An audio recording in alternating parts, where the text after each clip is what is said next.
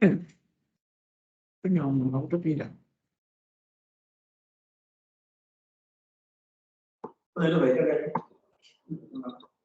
Oh.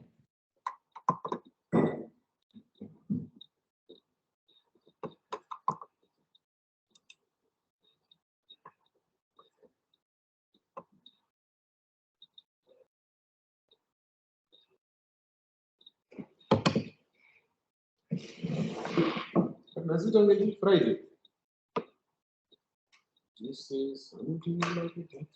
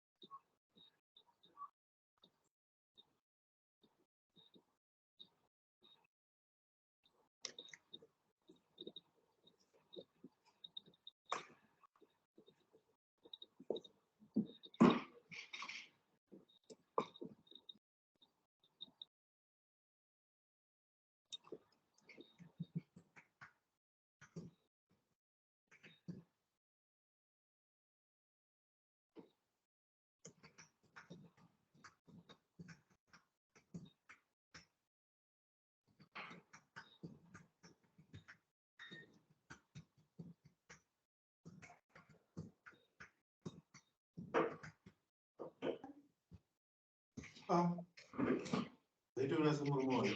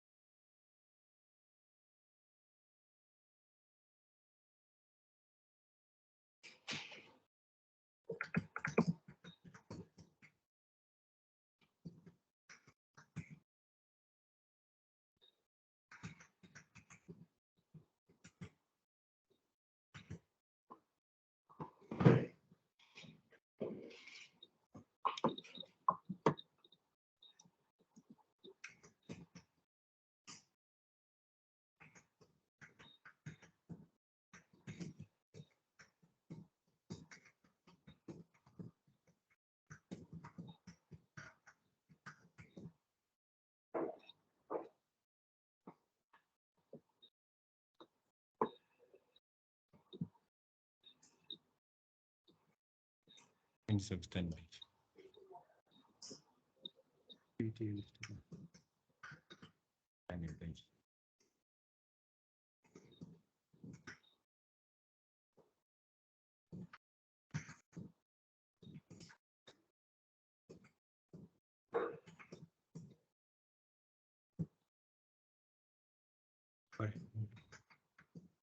At least the plan teorically. At least the plan teorically. Teorically, tipo. Yeah, I don't.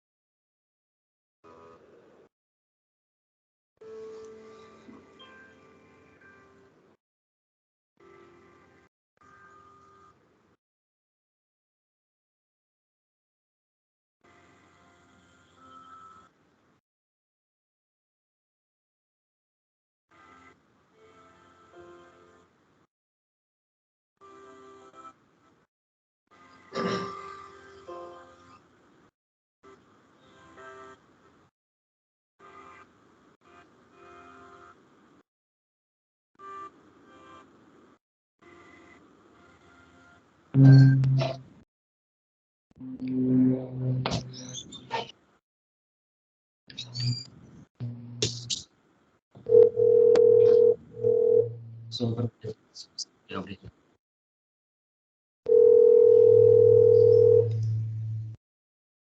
good morning. IT, marara sei? IT motion, mwe Ndiripo. Nai IT, ndandichitrayawo mana ndikufanira back just now. Sorry. I'll call you just now.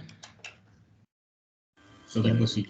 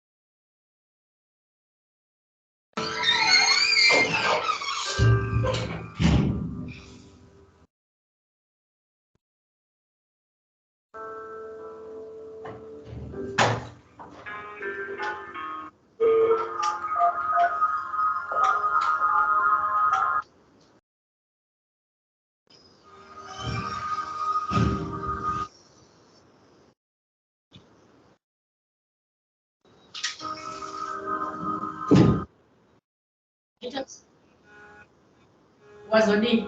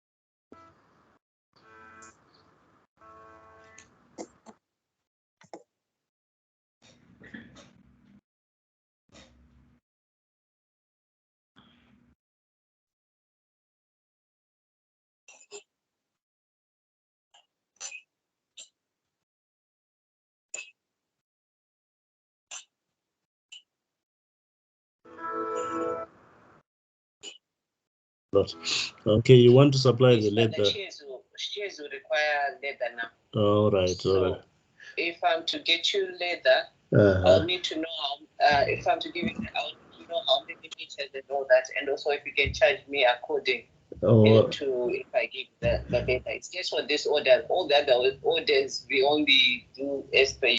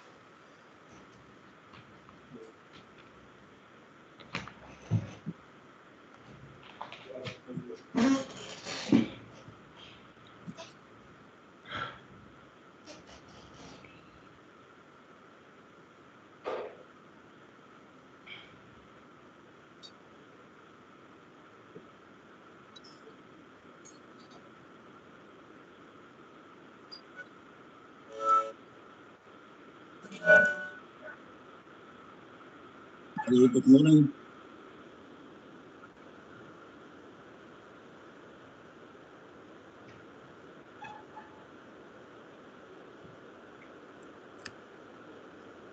Good morning.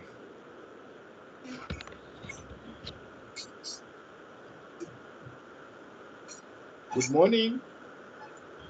Good morning. Ruth, when are we starting? Hello, good morning. Morning. Good morning. Morning.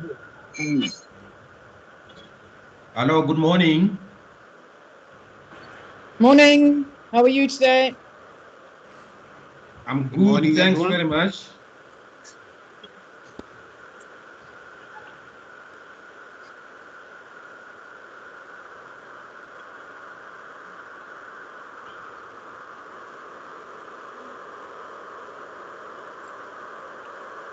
So, Ruth, when are we starting?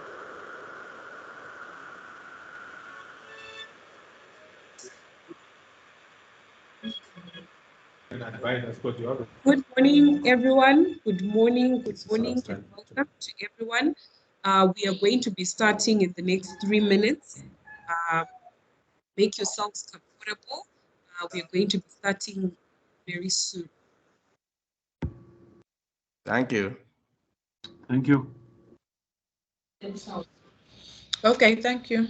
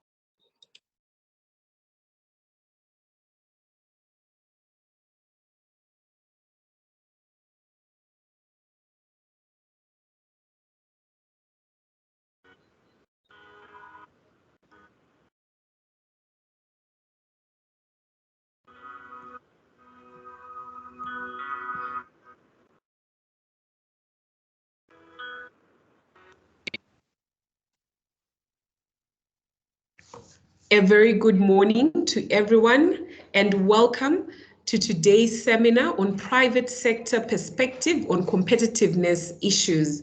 I welcome everyone and I thank all the participants who were early birds. I noticed quite a number of us were early this morning as we managed to enter the chat room well before time. A big thank you and welcome to everyone.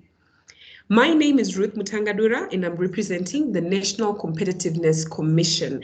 I will be your host for the meeting. As we start, a few housekeeping issues. For all those who will be joining us, kindly mute your mics so that we can hear those who will be presenting. And for our presenters, we urge you to please use one device to avoid feedback, as we know that sometimes when you're using two gadgets, there can be issues to do with feedback. For any questions, you can kindly inbox myself and I'll definitely get back to you. As we begin, ladies and gentlemen, allow me to introduce the Executive Director of the National Competitiveness Commission, Mr. Philip Piri, who is going to be giving us the opening welcome remarks. Over to you, sir.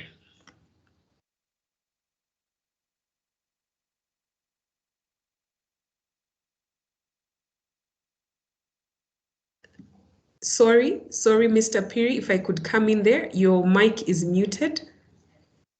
Sorry, technology. Thank you. Yeah, Yes. Thank you very much. I can hear you now. Thank you so much. I would like to just say all protocols observed for the purpose of time. I see that we started a bit late.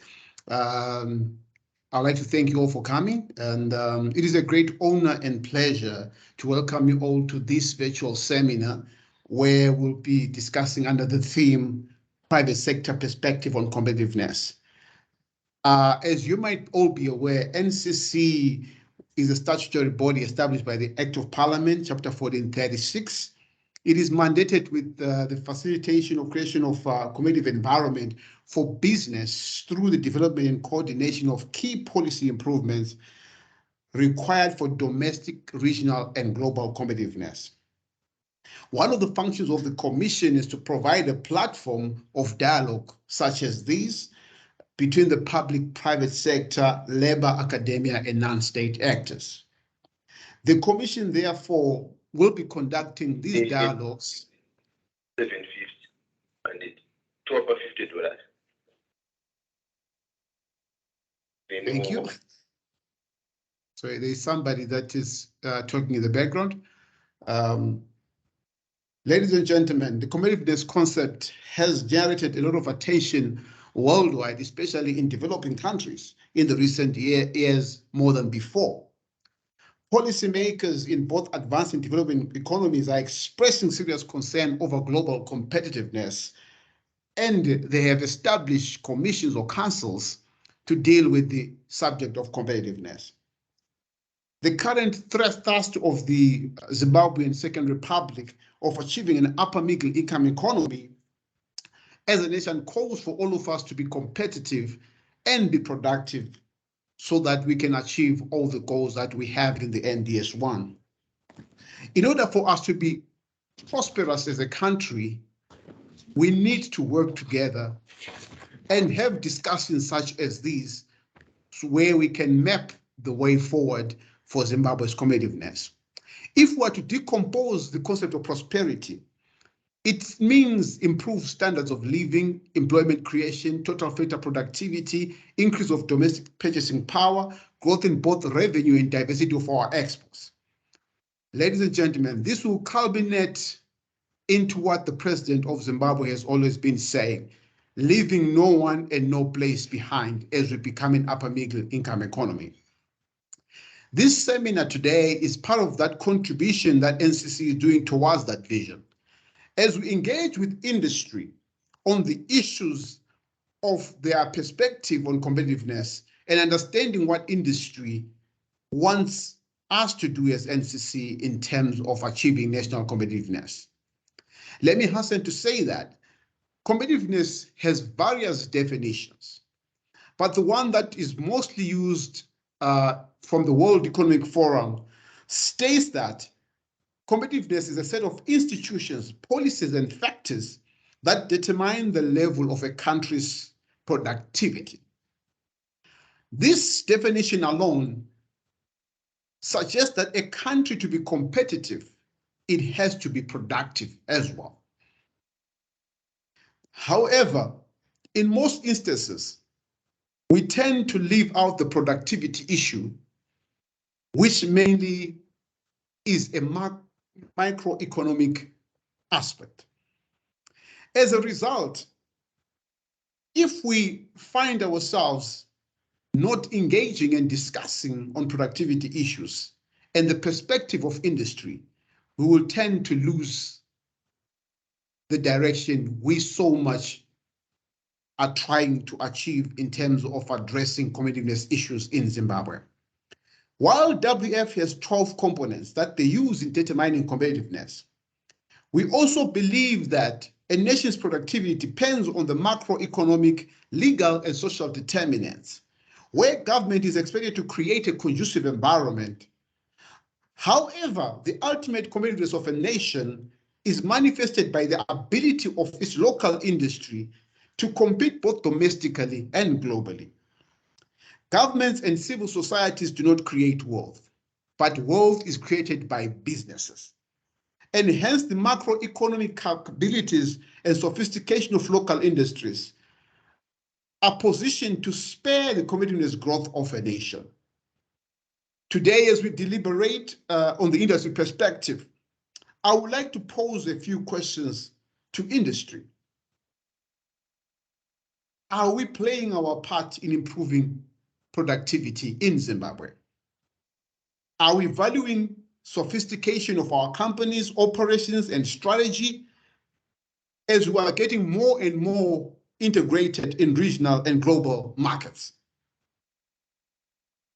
Are our operational effectiveness and strategic position key issues in our boards as we discuss strategy of our companies?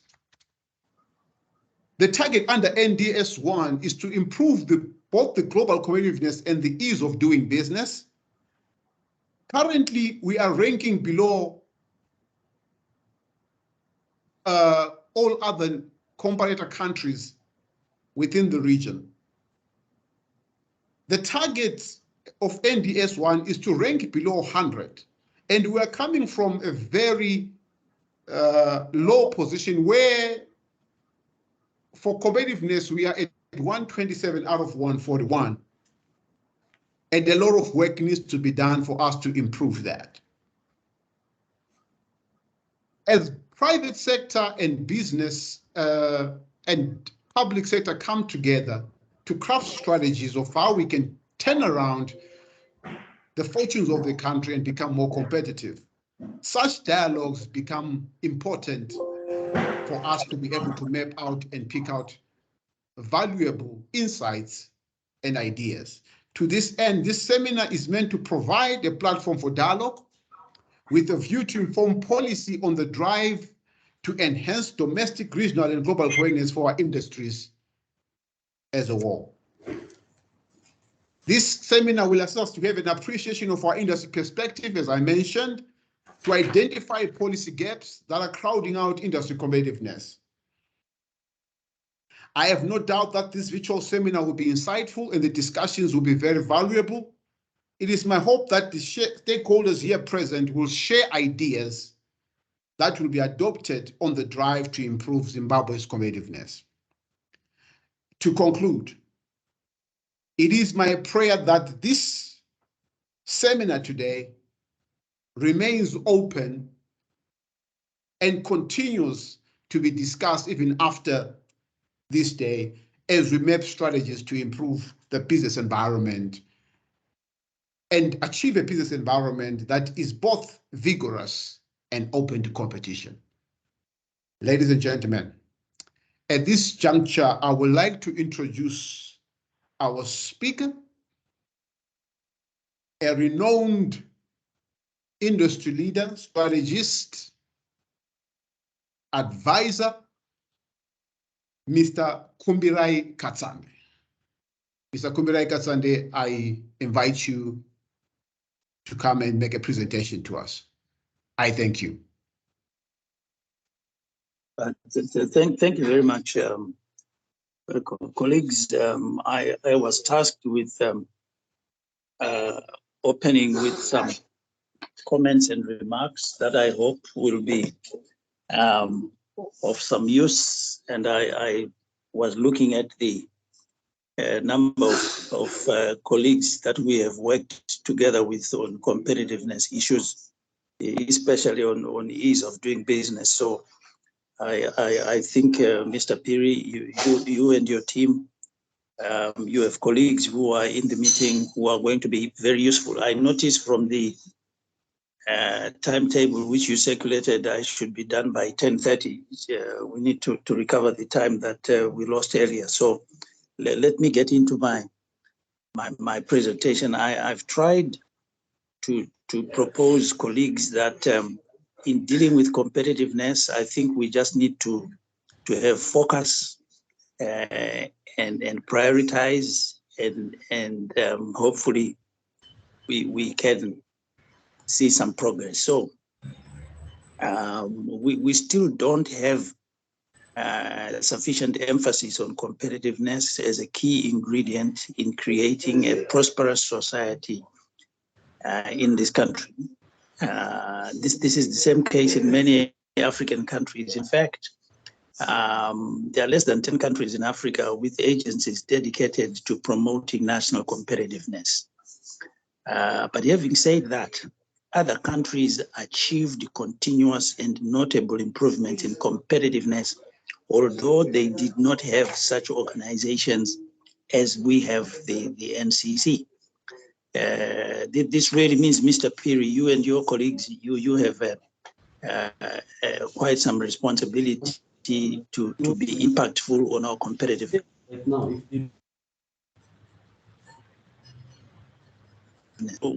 I recall us participating in World Economic Forum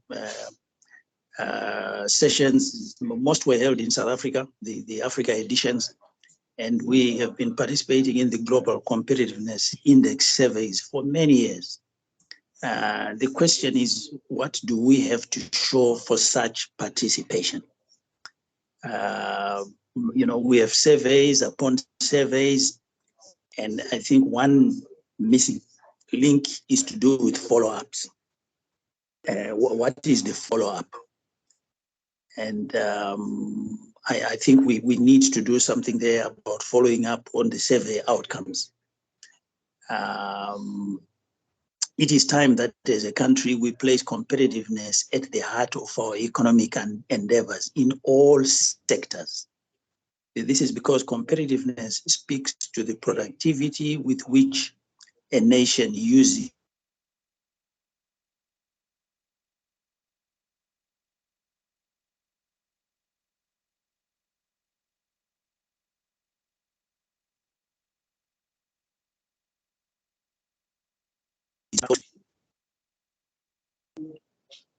Sorry, I lost you there. So as our population grows, competitiveness should assume an even more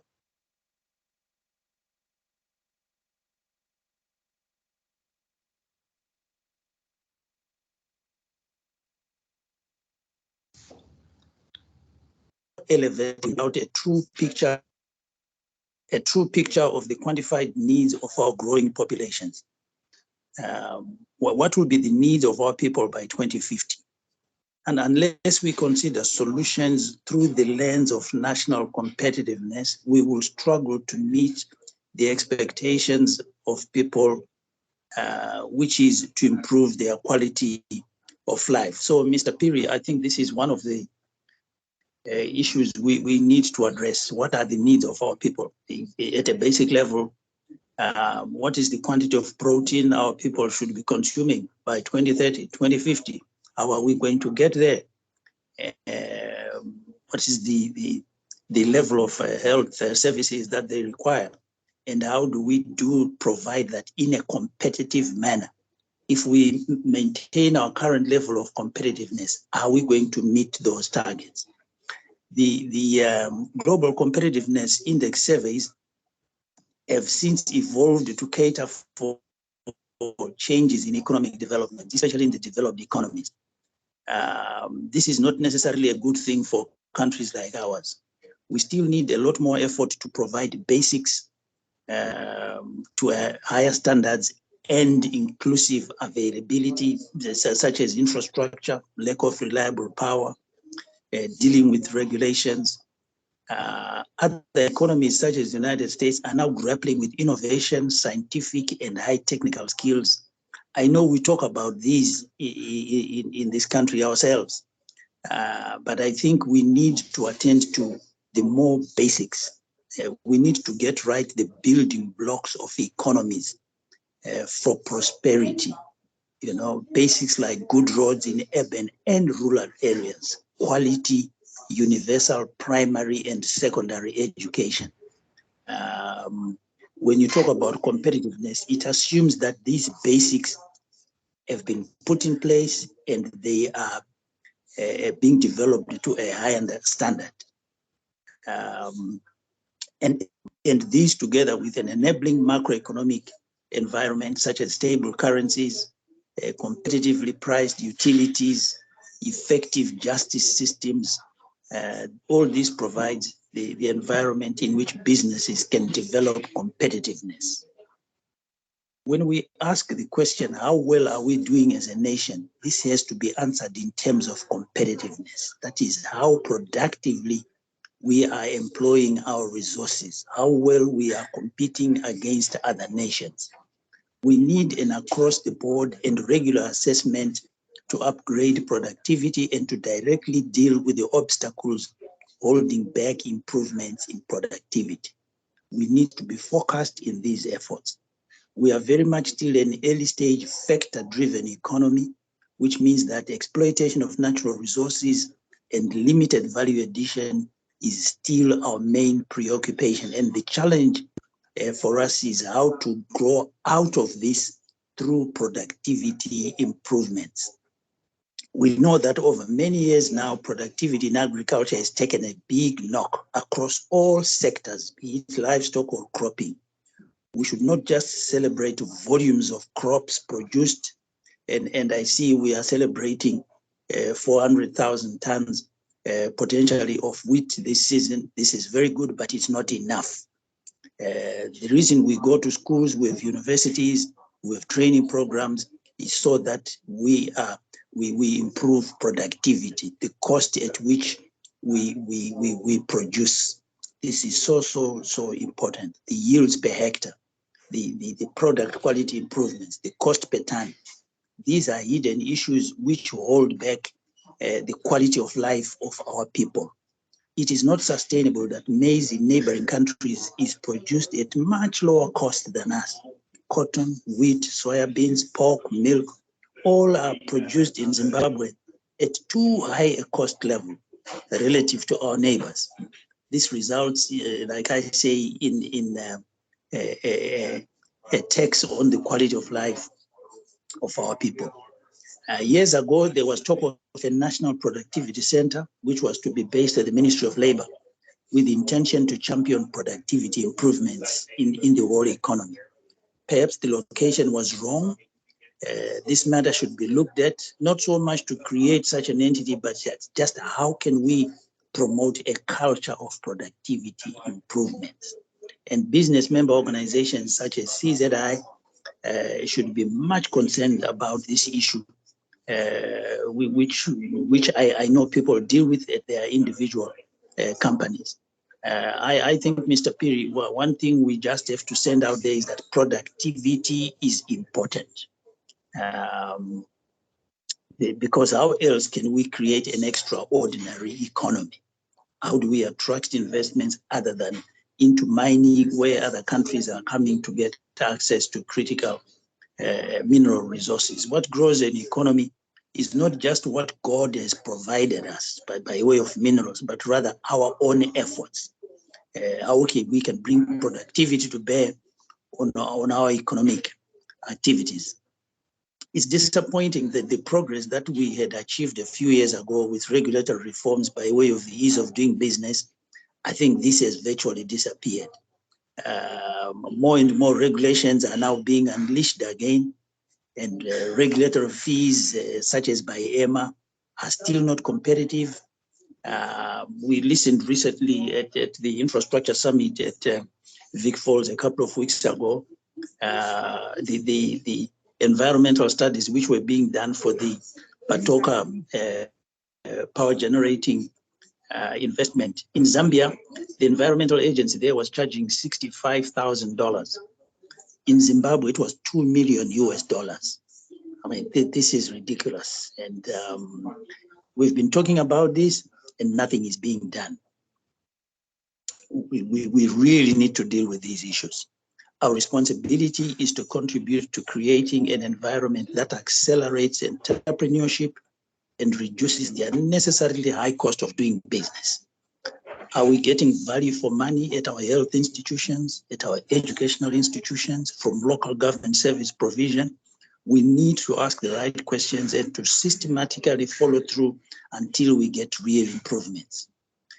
One way is to increase collaborations between government agencies, between business, and between private and public sectors, so that we have meaningful consultations well ahead of policy changes. I think, Mr. Piri, this is what you were referring to earlier about working together. Plus, new and existing policies and regulations should be subjected to robust impact evaluation, honestly and transparently. So, Mr. Piri, I hope from my presentations that you can pick out some suggestions that we can work to specifically in our quest to see how we can improve productivity and therefore competitiveness. Ladies and gentlemen, I thank you. I stop here.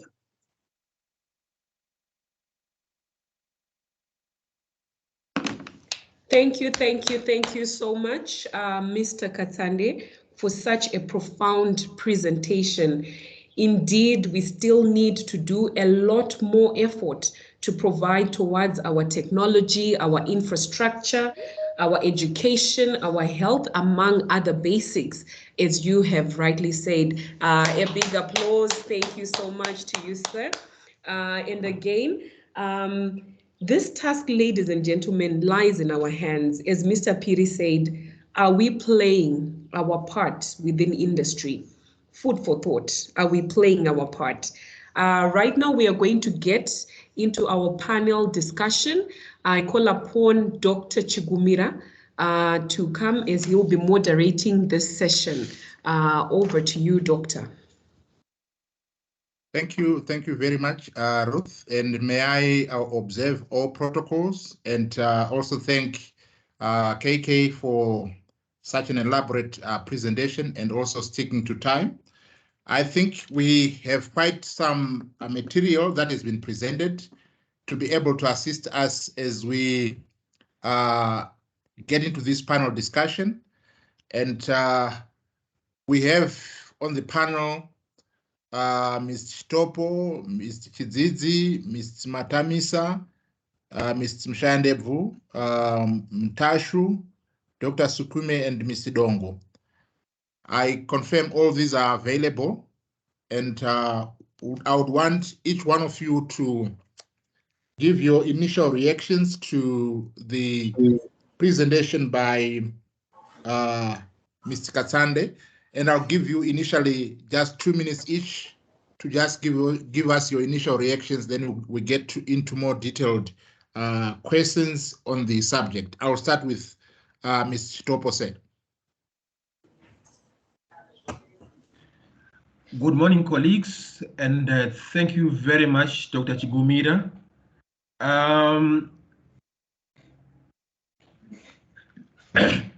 Basically, the issues that Mr. KK has raised are critical and important in our subject matter. We'll look at the key issues of the key enablers, that is energy, transport, and water. We do agree that these are still a challenge to our industry, but to a large extent, government through the various departments is working on resolving some of the issues. We are all aware of the work that is taking place along our highways, Bedbridge to Chirundu, and the work that was done on Bedbridge border post to try and improve turnaround time for our truckers. And that is actually one of the ways that government is addressing to speed up movement of cargo and thereby addressing some of the teething issues related to competitiveness. Government is also through the Ministry of Finance and Economic Planning and the RBZ looking at issues relating to macroeconomic stability. We are all aware that over the last few months, we have witnessed a sort of hyperinflationary environment where prices were increasing, and the government has moved in to try and contain that situation, because obviously runaway prices will affect our prices and competitiveness of industry.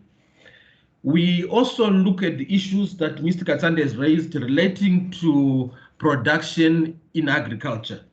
Yes, to a large extent, productivity per hectare for most of our crops, is still very low, but we also applaud government for the work that they've done to increase production in a lot of commodities. We look at wheat this year, we are expecting to produce over 400,000 metric tons of wheat, and this production is critical and is important in our moving up the value chain and domesticating our value chains, because to a large extent, it means industry, instead of importing, will be able to get some of the local of the raw materials locally. And one hopes that availability of such products will, to some extent, contain our prices and competitiveness. We also look at a number of reforms that have taken place, both within the civil service, because civil service transformation is very important, and now government is putting in place a whole of government approach, and we are also trying to inculcate a change management policy. Yes, these changes are being put in place, but you will all appreciate that they may take time to be effective. But our government is aware of the challenges at hand and is doing everything possible to address these issues. I will also bring about an issue of corruption and poor governance that to a very large extent impact on competitiveness. Government through the various institutions is addressing to some extent some of these critical issues, which we hope will go a long way in improving our competitiveness. And we are also, as government, moving in terms of the digital economy, transformation in the ICT sector. This is also critical in improving our competitiveness as a country. And allied to that, government is putting in place an engagement and re-engagement strategy that is aimed at ensuring that our exporters, our importers, and lines of credit can be opened, and reduce the risk element of Zimbabwe. So these are some of the issues that government is putting in place. Yes, we may not have achieved the levels that industry expects, but a journey starts, with a mile. And I think government is aware of some of the challenges and is prepared to listen, and also for contributions of how government can move faster to implement some of these reforms. I thank you. Thank you very much, Mr. Chitopo. And I just want to urge the other colleagues that are coming in to also be a bit brief in terms of your submission and be very specific to an issue that has been raised in the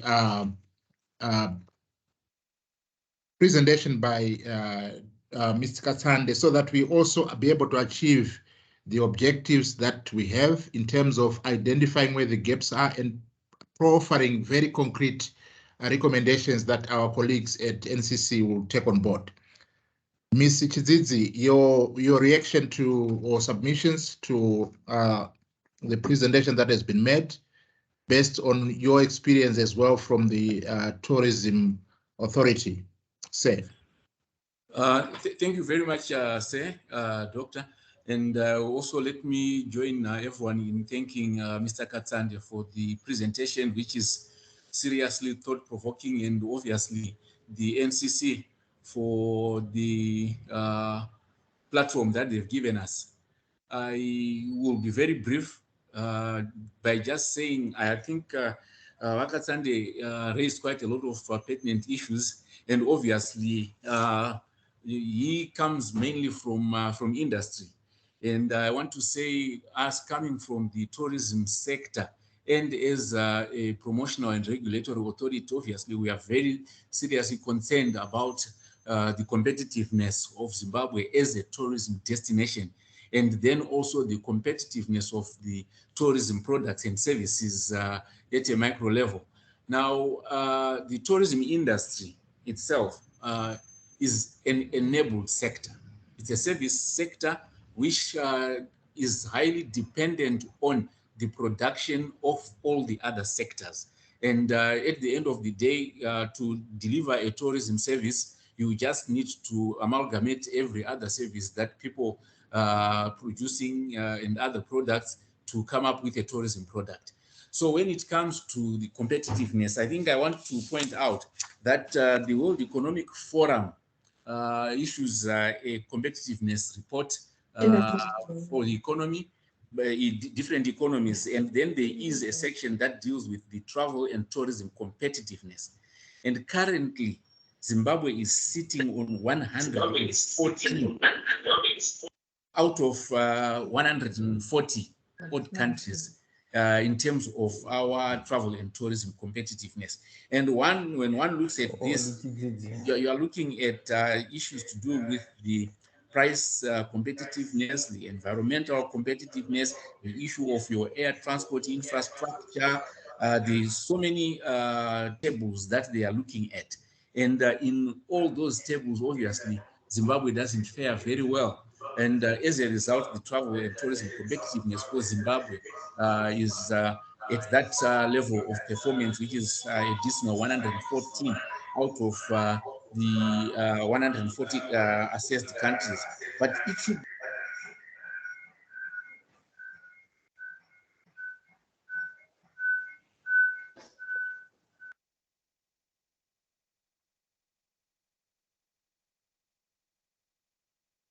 Okay. Have we lost you? Are you done, Mr. Chizizi? I was muted somewhere. Sorry, I think I was muted somewhere somehow. Yes. Can you hear me now? I can hear you. You can hear me now?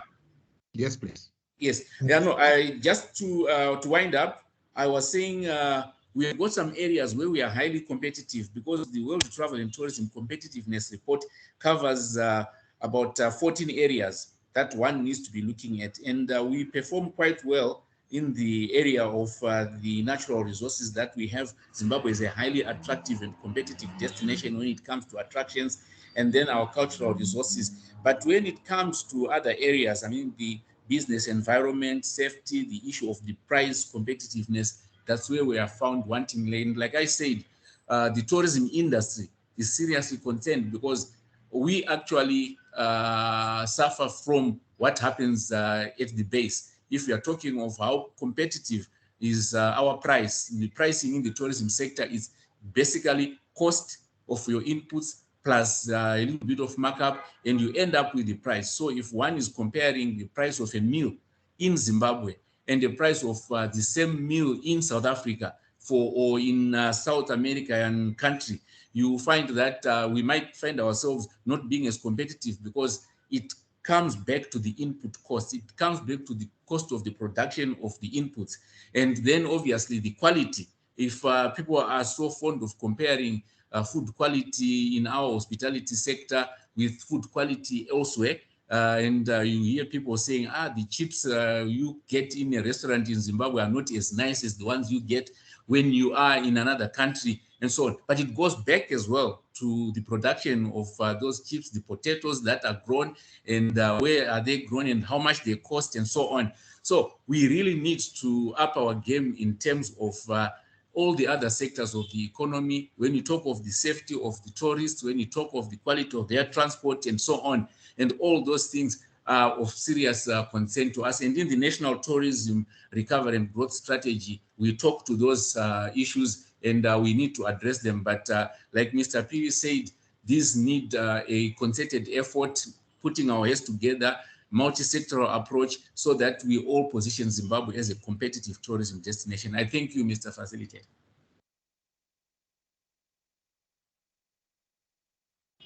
Ms. Chidzidzi, and I think you raised a number of points which also align very well with the presentation by Ms. Katsande, where you actually elaborating further on the cost of production, particularly from the tourism sector, and also looking at the entire tourism value chain. Maybe to pick on from where you left, Ms. Matamisa say, from the Tourism Business Council. Yes, good morning, Doctor. Can you come in and share with us your perspective and given your extensive experience in this sector?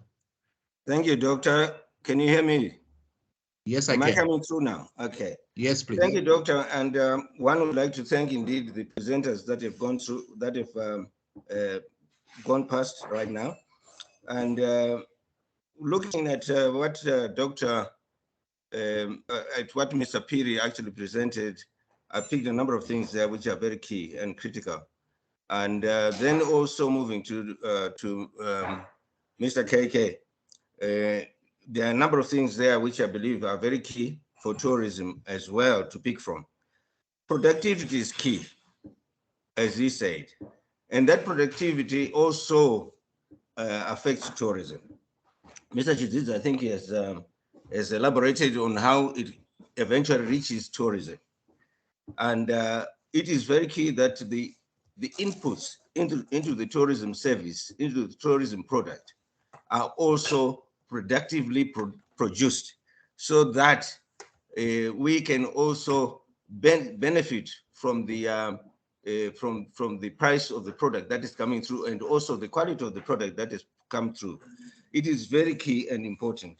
And I would like to say that also government, I think one of the things that has not been mentioned here, when you're looking at the issues of competitiveness, government's role in terms of facilitating business is not coming through these days. What we simply see is the government trying to get money from businesses, and without really considering what comes out at the end. So the issue of policy relating to these issues is very key. It's very important that governments need to go back to the position which they had many years back, where it was understood and known by everyone that government actually has no part in business, but they facilitate business. And then they become a silent partner in the business. So it is one thing that we need to seriously look at as a nation if we are thinking of competitiveness in the with the seriousness which it should get. And one of the other things which I believe is necessary also, which comes from government, is the issue of policies. Policies must also work hand in glove with what you are trying to achieve as a nation. And if you're going to be making policies which are only looking at political sort of angle of issues and missing out the angle of business, then you're causing problems for everybody. It will not be very clear, it will not be good for the business, it will not be good for government either. So it is very important that policies are also brought in as part of the elements that government needs to look at and seriously look at to bring about the environment which we want to produce competitive products where we can actually compete with the region, within the region, and we can compete elsewhere as well. And these are the issues which I do believe that they are very key. And one of the things which I just want to add, which Mr. Chidzidzi elaborated on as well, is the issue of the value chain of tourism, of the nation, not just tourism, of the nation. When we look at the value chain, we can see that tourism is right at the bottom of your value chain. It is a price taker. It is an industry that is given everything that is coming up from the top, starting from government and municipalities themselves, and coming from production and so on, all the way down to commerce and industry and so on, and until it gets to tourism. And tourism is just above that, the level of the consumer. And that's where we stand. And when we are at that level, really your input into the cost of the product has already been dictated by those that are above you. So we are really at the bottom, where we have very little to say, where we have very little to do, but simply to add, so that we remain competitive in terms of the business, so that we don't miss out, so that we are not really left as we don't lose out. We want to remain in business, and for us to sustain the business, we have to pass on the costs that are coming through. So this is the situation that we have as tourism. I thank you for jumping. Thank you very much for the issues that you have raised. And you have raised the issue that the tourism is at the tail end of the value chain and is receiving all this other input. I think we'll also get other submissions from the other presenters with regards to how the tourism can actually play a critical role as we see in other countries.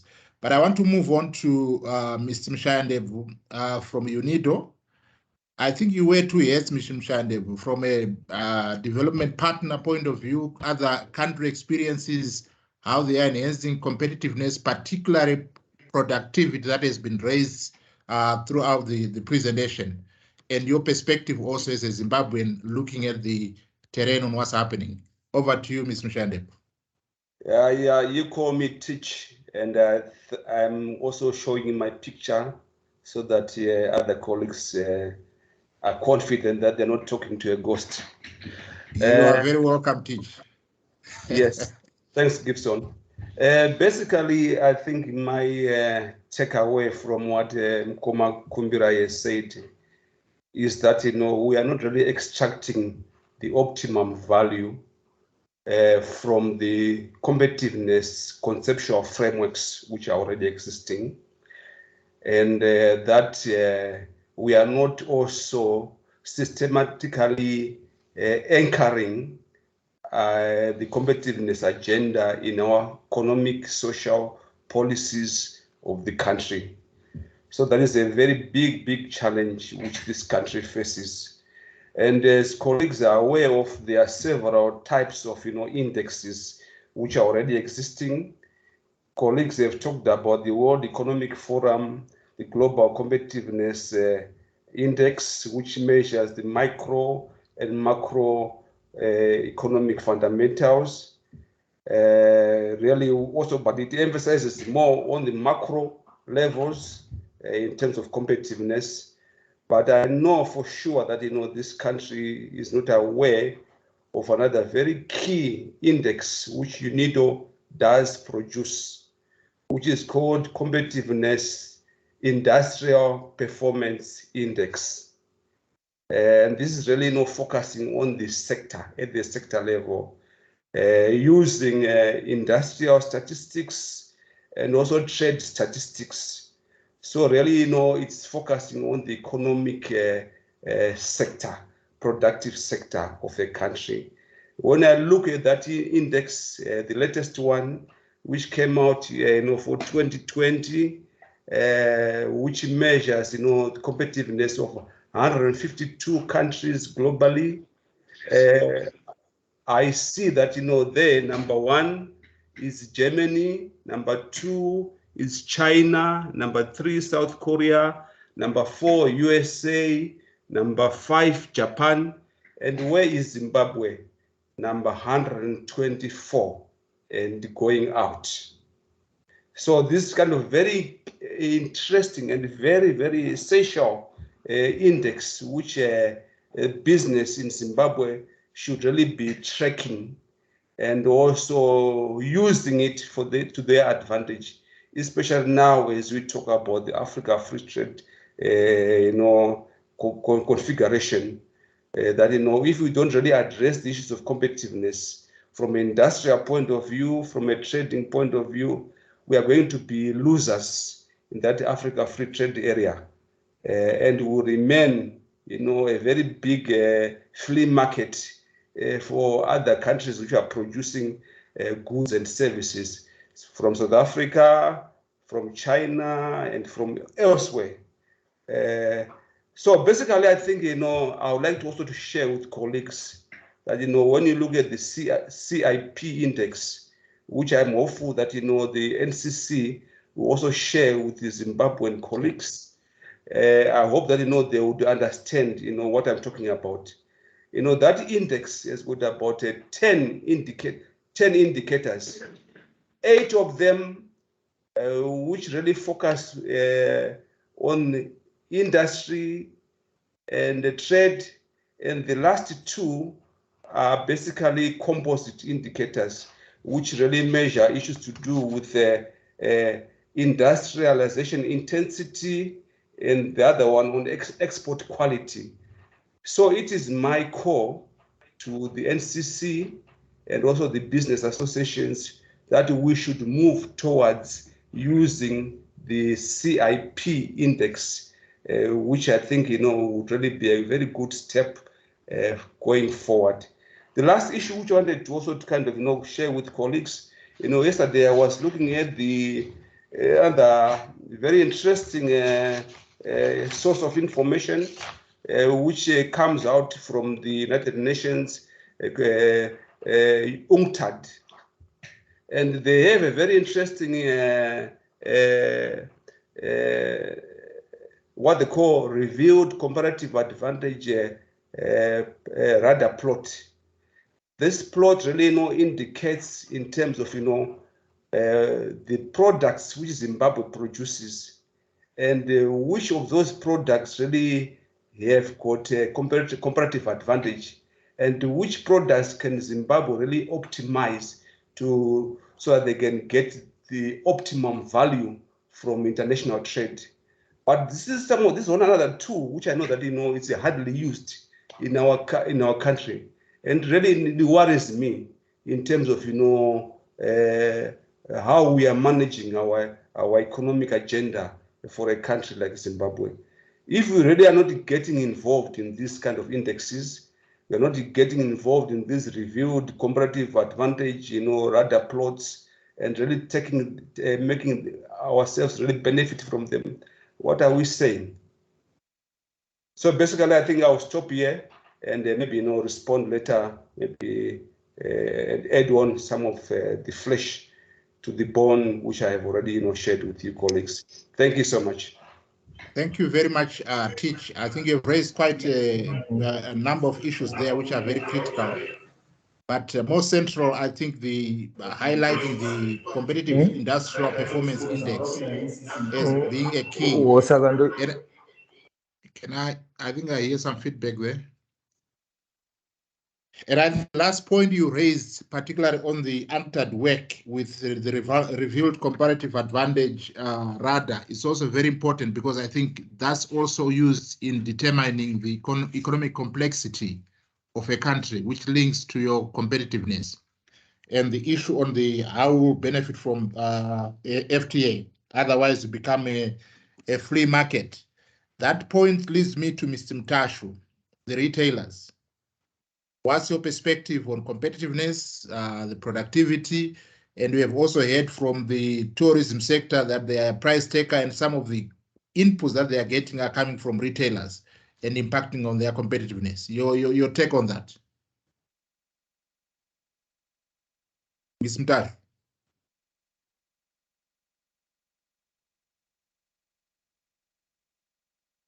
Is Mr. Mtashu in the room? Hello?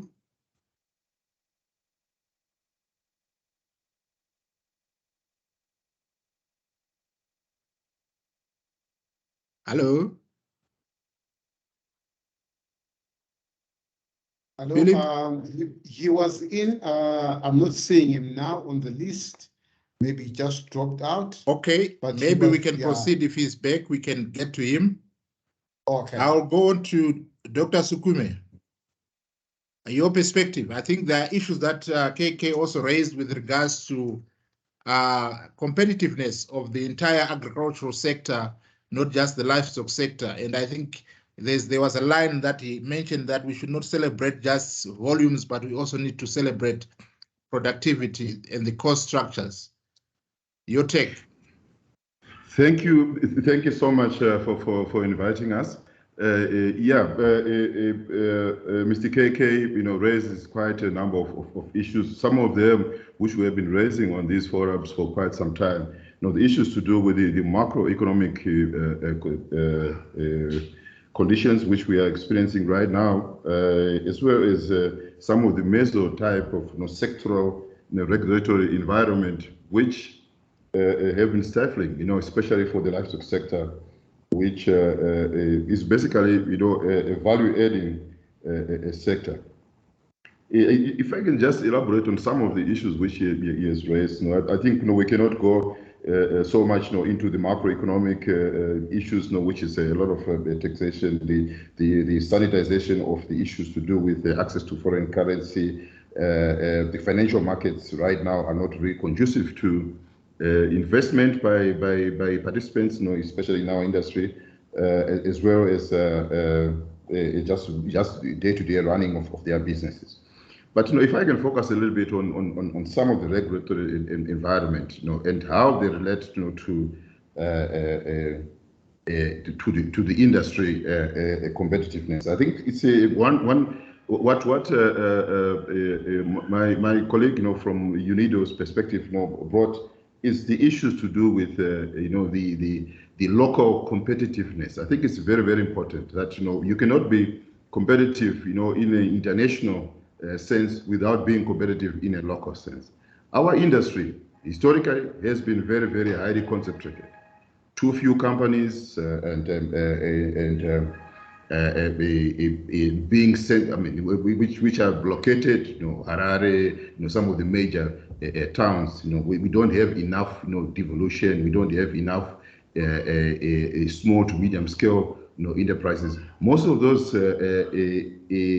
the failure for us to develop some of those industries or small to medium scale industries, especially in the livestock sector, and I think it applies to everywhere else, is this high regulatory cost of doing business, which is sort of like acting as barriers to entry by some these small to medium-sized companies, which lead to less complexity in terms of the industry which we are generating. That's one part, and also we also need to look at lack of coordination between government institutions or government ministries. For instance, we like I said, livestock sector is a value-adding sector. We utilize the products of the farmers in terms of maize and so on for raw materials. We also utilize the products of the processing industry, the agro-processing industry, cottonseed meal, soybean meal, the brands from the milling industry, the molasses from the sugar industries. And one part of government is encouraging the exports of these key raw materials and not encouraging the further beneficiation of some of these raw materials into livestock products. And that is something which we've been fighting also. Also, the coupled to that also is the issues to do with government being the uncertainty in the policy environment regards the trade or the marketing of agricultural commodities. The maize, GMB, setting prices, government coming in and providing financing, and more like crowding out the private sector in the financing of agriculture, and at the same time crowding out the private sector in the buying of of those products, you know, for, say, from the GMB. See, those issues, you know, and government comes in, government comes out. It stifles, you know, the initiative, the investment for the small to medium scale producers or industries. So those are issues which we really need, you know, to try to resolve. You know, if we're going to have, you know, a competitive market, you know, we need to withdraw. Government needs to withdraw from the marketing of some of these key raw materials, and we need to rationalize, you know, the multiplicity of levies and so forth. Because, you know, especially for livestock, you know, we're involved in the local authorities are involved in our access to say cattle. Minister of Industry involved in the taxation, Minister of Agriculture in the health, Minister of Health, you know, in the food safety aspect and so forth. So, but rationalization of some of those things will lead to a greater access by the small to medium scale, you know, processors, you know, in industry, which will lead to greater competition within the local industry, improvement in the productivity, which ultimately will lead to greater competitiveness, international competitiveness, you know, further on.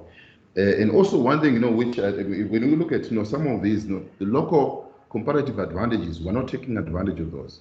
We are seeing, you know, most of the cotton is produced, you know, in the low veld. Most of the industries which are beneficiating of the ore expressors and so forth, they are located in the major towns.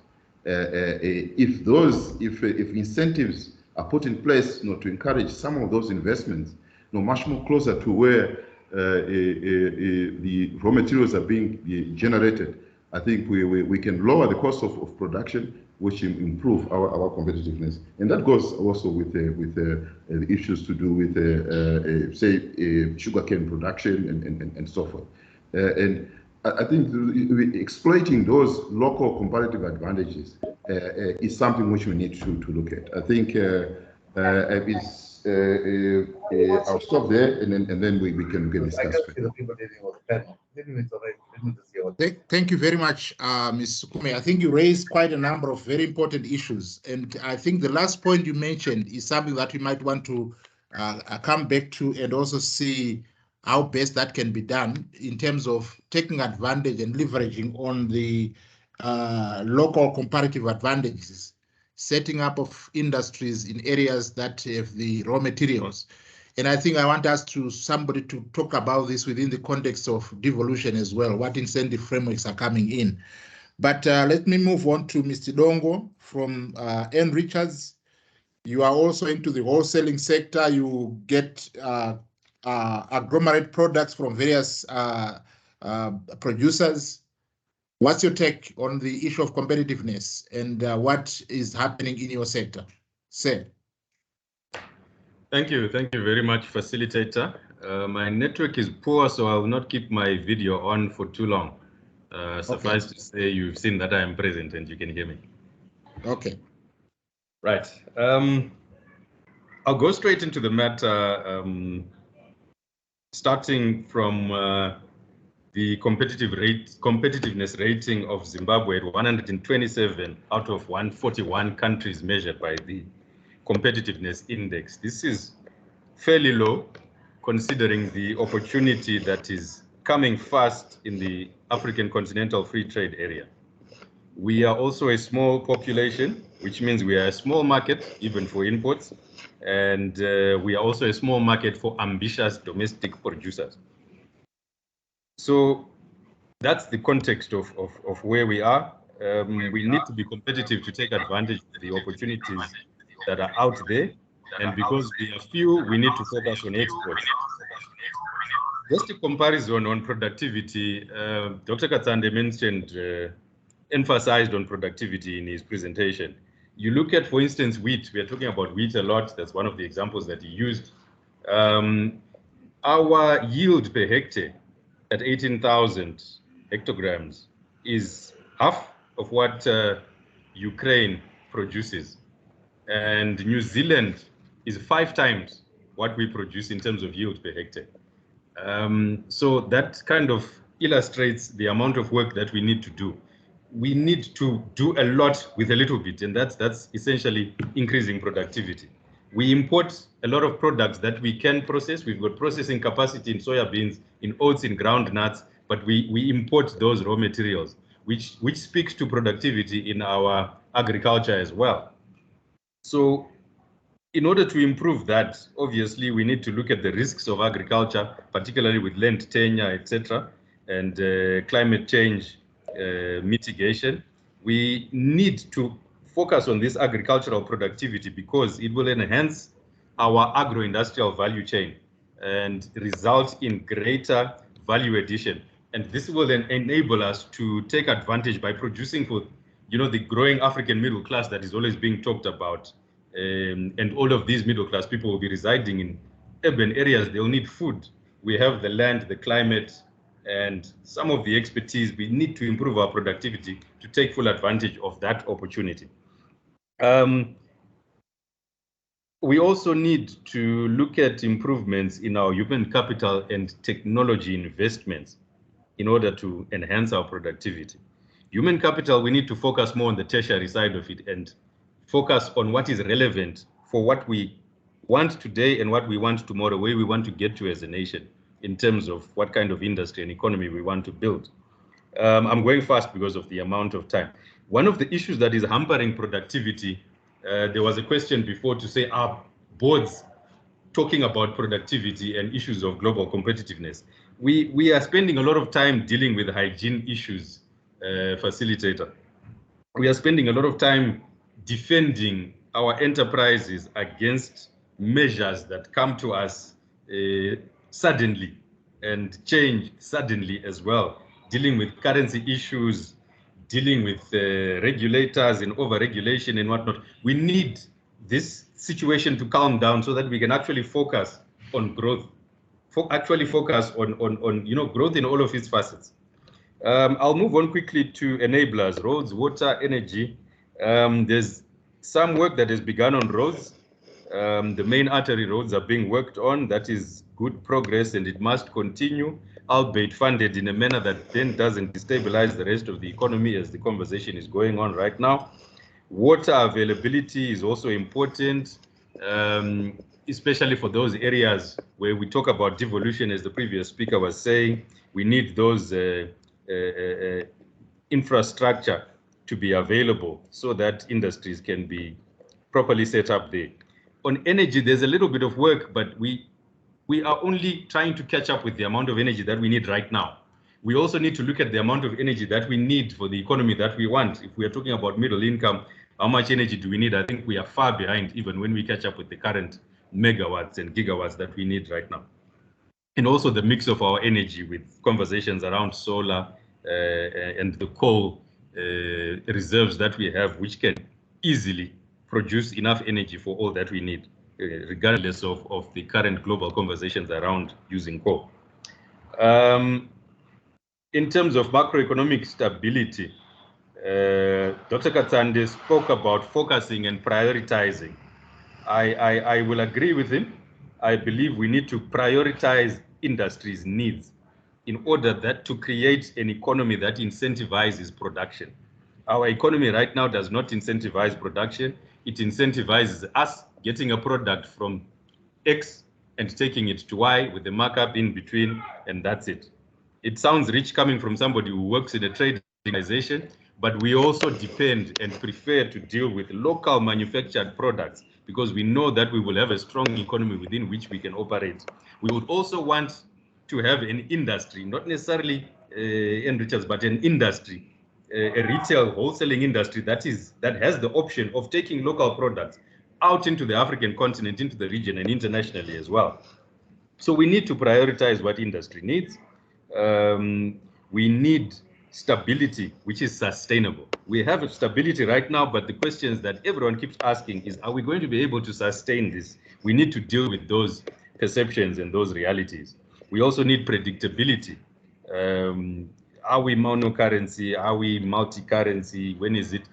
All these conversations within 5 years, some economies have not had such turbulence in periods of 60, 70 years. So we need that stability and predictability, and we need the transparency, obviously, to deal with our perceptual issues where there are trust deficits within our economy. Transparency will sort that out. Also looking at efficiency of markets. I think it was Mr. Sukume who talked about monopolies. We need more competition in our industry. And in order for that to happen, we need more domestic investment, we need more foreign investment, which speaks to the macroeconomic environment and the doing business environment having to be sorted out in order to enhance that investment. On that, we also have the issues of regulation that affect our competitiveness. I will posit that we are over-regulated as business. We are over-regulated. I think there were examples like Emma that were given before. There's the mining industry, for instance, speaks of 22 taxes and licenses that they have to get before they start operating. All the other industries are not far behind.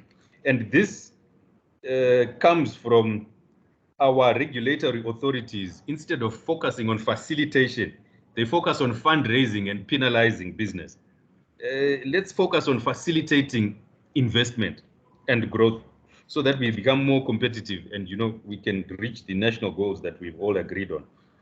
This kind of overregulation is probably what's contributing to informalization of our economy. We have players in the informal sector that are large enough to compete toe-to-toe with some of the largest companies in this, formal companies in this economy, but they will not formalize because of overregulation, because of all those taxes, because of cumbersome procedures and bureaucracy. And that's why 70% of our economy is informal. And with that kind of informal business and informal employment, our productivity will suffer because of the structures that that kind of industry utilizes. Financial markets. Yes, in terms of our financial markets, we need a certain and well-priced flow of capital towards business with less risk, which speaks to the environment again. And, you know, it's a very current issue with the kind of interest rates that we have now and the kind of inflation that we are trying to deal with. It messes up the financial markets. There's been conversation recently about how the financial institutions in our country have all kind of concentrated towards normal banking. There's no proper merchant banks, investment banks, you know, banks that focus on startups and venture capital and whatnot. We need a financial market that works to grow our informal enterprises that are viable into SMEs and into big companies, which then become multinationals within the regional African context and obviously eventually internationally. But that financial market needs to be deepened. We were there before. We had one of the better financial sectors in the continent. We need to get back to where we were and exceed what we've achieved in the past. And if we do all of this, facilitator, we will have companies and businesses, an economy that produces dependable products. And we will have strong local brands that can become strong international brands. And with competition locally, it means our marketing effectiveness will improve locally. And obviously, when we take it out into the region and internationally, again, we will develop strong brands there. And also that overseas marketing depends on national branding as well. What kind of nation is Zimbabwe? When you mention Zimbabwe, what's the first thing that comes into people's minds? I think there are other countries that have successfully branded themselves. We need to copy some of those strategies.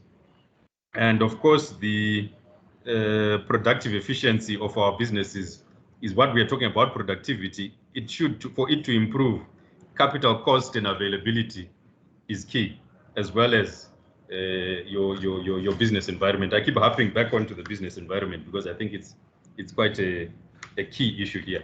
I think I've gone through quite quickly what I had there. Thank you, facilitator. Thank you very much, Ms.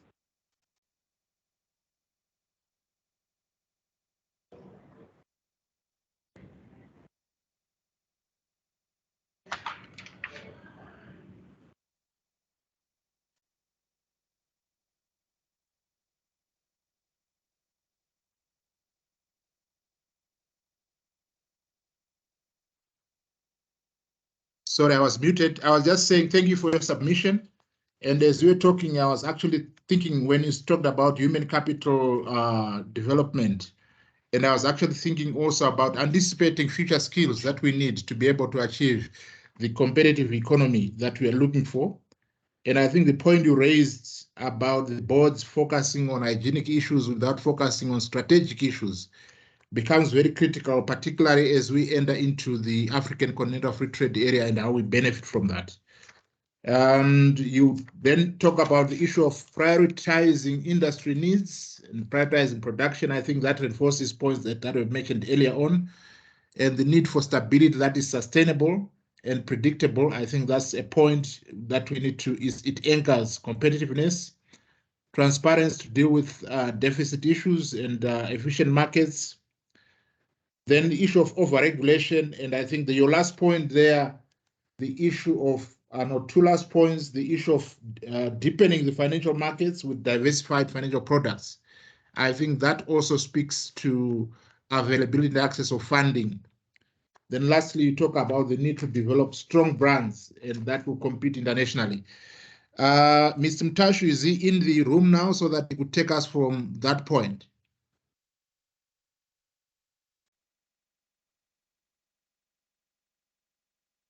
Okay, Philip, can I stand guided? Is Mr. Mtashu in? I'm not seeing him as well here. I think maybe we can proceed. If he comes back, then we will be able to give him that chance to address us. Okay, thank you very much. I think I want to come back now to the panelists. We have heard what Ms. Katsande said. We have heard the reflections from the other panelists. We now want to zero in concretely on what we think needs to be done in terms of a specific recommendation from where you are sitting and what you have been listening to. I'll start off with Mr. Chitopo. What could you say are your two concrete recommendations to address the gaps that have been identified?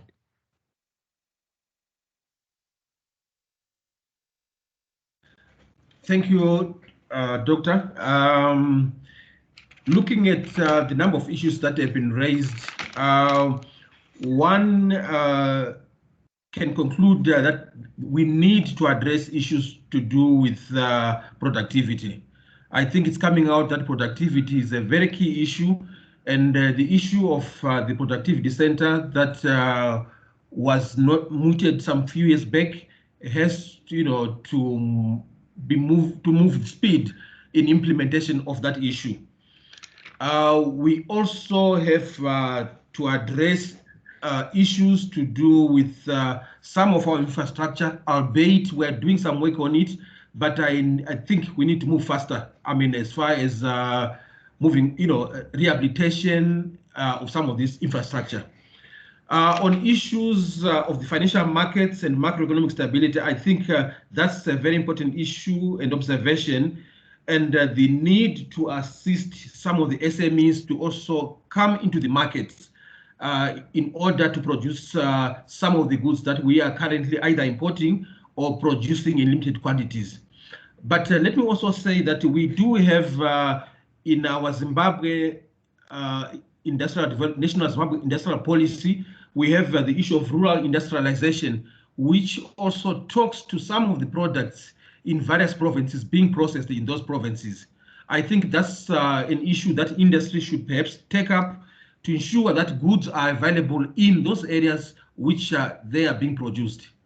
I also note that on human capital, the Ministry of Higher and Tertiary Education has the Education 5.0, which is trying to address some of the gaps that could be with our training needs.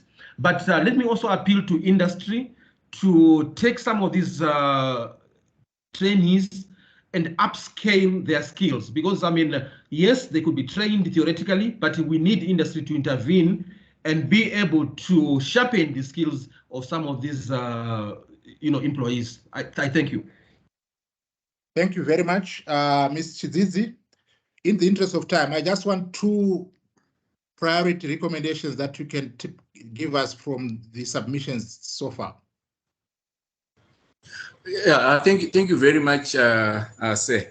I think in terms of the tourism industry, I think we've heard about the productivity, we've heard about the quality of products, but I think the issue of branding is of paramount importance. I think there is now an effort that has been initiated to come up with Brand Zimbabwe. And I think that is something that we all need to embrace and be actively involved in. That would be my recommendation, because that will address all these other issues that we are talking about. Because the destination brand, if we brand Zimbabwe is competitive, then obviously, as we seek to make the whole destination attractive in terms of investment, travel, and all other issues, then we would have addressed every other issue. So that would be my big recommendation. Thank you very much, sir. Thank you, Ms. Matamisa. Your two top. Thank you, Doctor. Well, I would say that out of all the things that we have raised, I think what is also very important, which must we must take through in the discourse for competitiveness, will be the issue of the facilitator role of government. And in that direction, it means that we must have sincere and meaningful discourse. That is government and private sector, which means at the end of it all, we actually sit down and we know the direction that we are all, moving towards.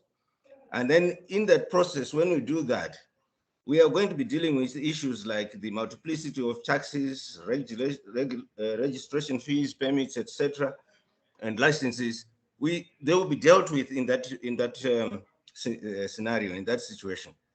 So we would say that it is very key and important that we deal with policy matters alongside those major issues that we've raised above.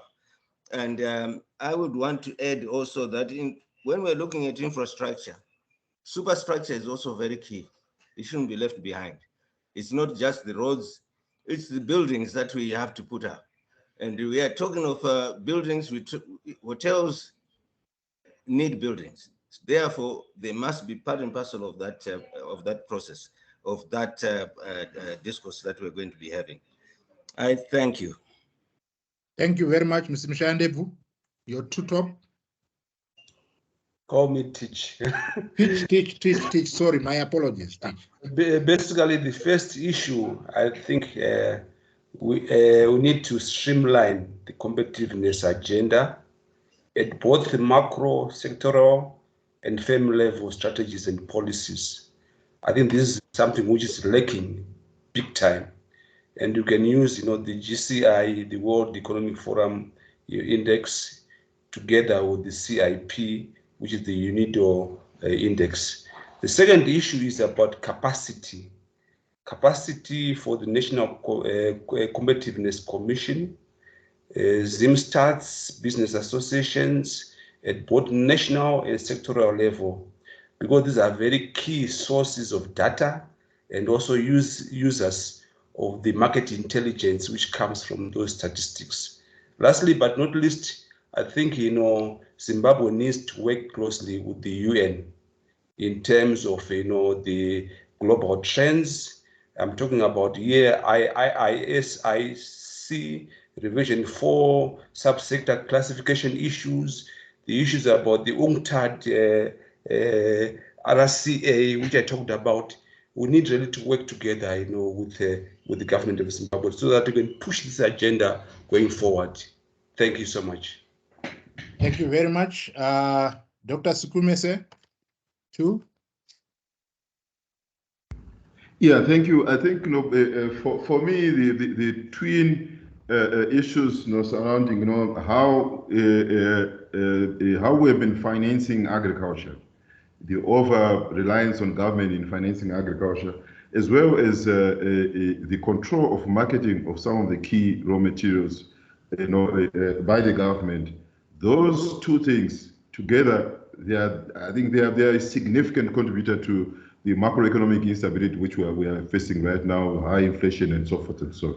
So we really need to sanitize that. We already have got some instruments which we are already promoting. There, for instance, a government has been saying that we want a much more private sector led financing. We really need to push for that, as well as we have got the Zimbabwe mercantile exchange. It needs a functioning critical market or for commodities to function. So those twin problems, I think they're really critical. And then this the regulatory cost of compliance and its impact on the investment by small to medium scale enterprises. It's something which we really need to like Mr. Dongo pointed out, that we need to move away from the stick more towards incentives, local authorities, giving much more blend at concessional rates or tax incentives, duty-free importation of key equipment and so forth. I think with those two things, how we finance and market, the government needs to withdraw from there, as well as reducing the cost, regulatory cost of compliance, and replacing that with more incentives for investment. I think those are the two things which I suggest as in addition to what have been suggested. Sorry. Thank you very much, Mr. Dongo. Your 2 points.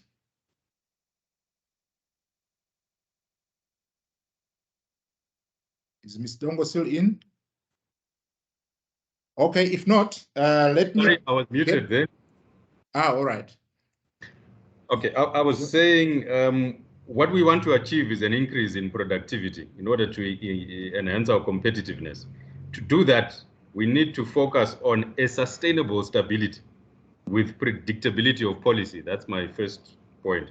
In terms of inflation, forex management, taxation, all those issues, they should be stable and they should be predictable. And then secondly, the enablers, we need to keep working on those, and our roads, our water, our energy, all of those, telecommunications, because with these two, stability and the enablers, that then frees up business to focus on rapid increases in productivity. It also creates potential for anyone who's focused on productivity to actually improve their productivity. Without starting with those, in my opinion, the productivity discussion will be difficult. Thank you very much. I think in the few minutes left before I open up to the floor, I would want to give the opportunity to KK. Can you come back on the issues you have presented, stimulated the discussion, but there was this flow of ideas, something that you are coming out concretely to say, I think let's focus on that as a nation or even as NCC. KK.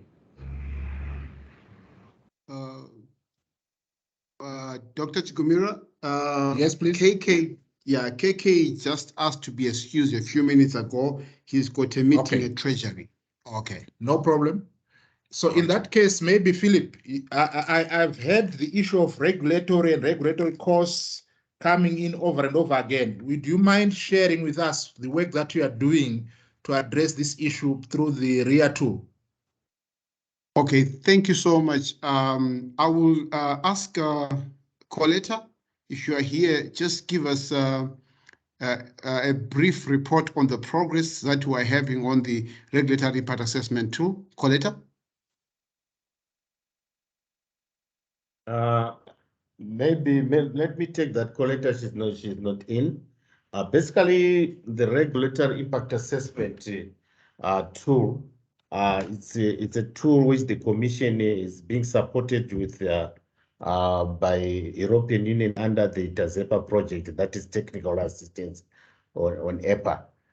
Basically, we are looking at the improvement on the terms of the quality of regulation, so that when the regulations or policy, before it comes on stream, we need to test for competitiveness what are the impact, the cost and benefits.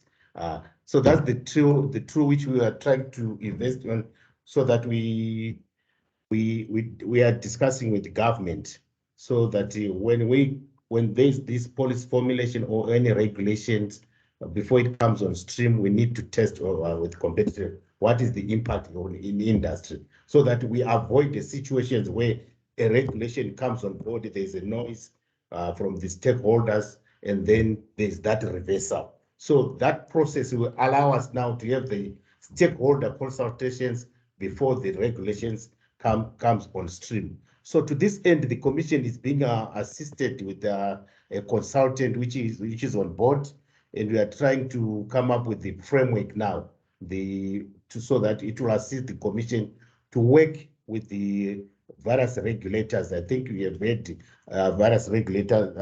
One of the presenters or panelists indicating that the regulators now are concentrating on revenue measure instead of facilitation for industry. So that's what we are trying to achieve as a commission. So we have been working with the government, and we have been being trained awareness on that too. Minister of Finance, Minister of Industry, the Attorney General, the Minister of Justice. We just recently did a workshop on that, and then there will be a roadmap to that effect, so that at the end of the day now, the Commission now working with the various regulators and government departments and ministries, we are hoping now once the tool comes on board, it will assist on some of the issues which have been raised, which are impeding in terms of competitiveness. So in a nutshell, that's what we are working on this area to regulatory impact assessment tool. Thank you, Philip. Sorry, thank you very much for that. Now, can I take this opportunity now to open to the floor and ask for your intervention, and considering also now that KK has left the room, we might not have questions directed to him, but I think your input and suggestions on the issues that are on the table, or if there are other issues that you might want also to bring on the table with regards to proffering some recommendations with regards to enhancing competitiveness, or areas that you think NCC should be able to focus on to be able to provide guidance in the area of improving competitiveness in the country. I saw a hand earlier on, I think that was Walter. Walter? Is Walter in?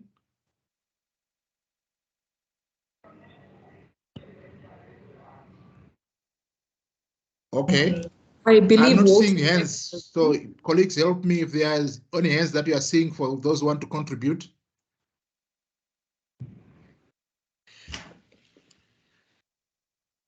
My apologies, Mr. Daniel? Chigumira. Dr. Chigumira. Yes, please. Daniel Singo, go ahead. Thank you so much. I'm happy. I was following the presentations. I think what comes from where I see it, as a player sector. Sorry, is, Daniel. Excuse me. Yellow. You just mention where your institution you are affiliated for the benefit of the rapporteurs, so that they can also capture that correctly.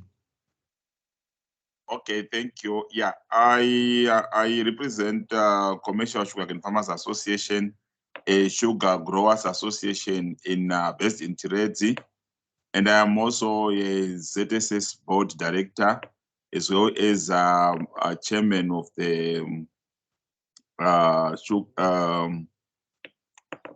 sugar value chain lab. So I'm talking from a farmer's perspective. I think that addresses what you were looking for. Can I now proceed? Yes, please. Thank you. Yeah, I was talking about the issue of enhancing the productiveness of productivity of the industry. Basically, what's lacking is affordable finance. That's my issue. When we talk of improving and I mean our improving whatever we're doing. In the case of agriculture and so on, we are looking at issues like agrochemicals, the fertilizers, and so on. You then need capacitation of fertilizer manufacturing plants. We are actually at the mercy of the war in Ukraine and Russia now, because we depend on them in as far as importing fertilizers is concerned.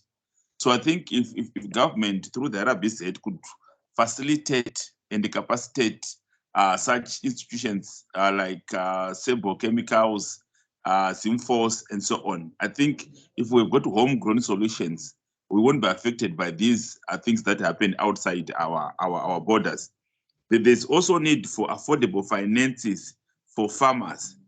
Currently, we are having facilities that range between 6 months to 12 months.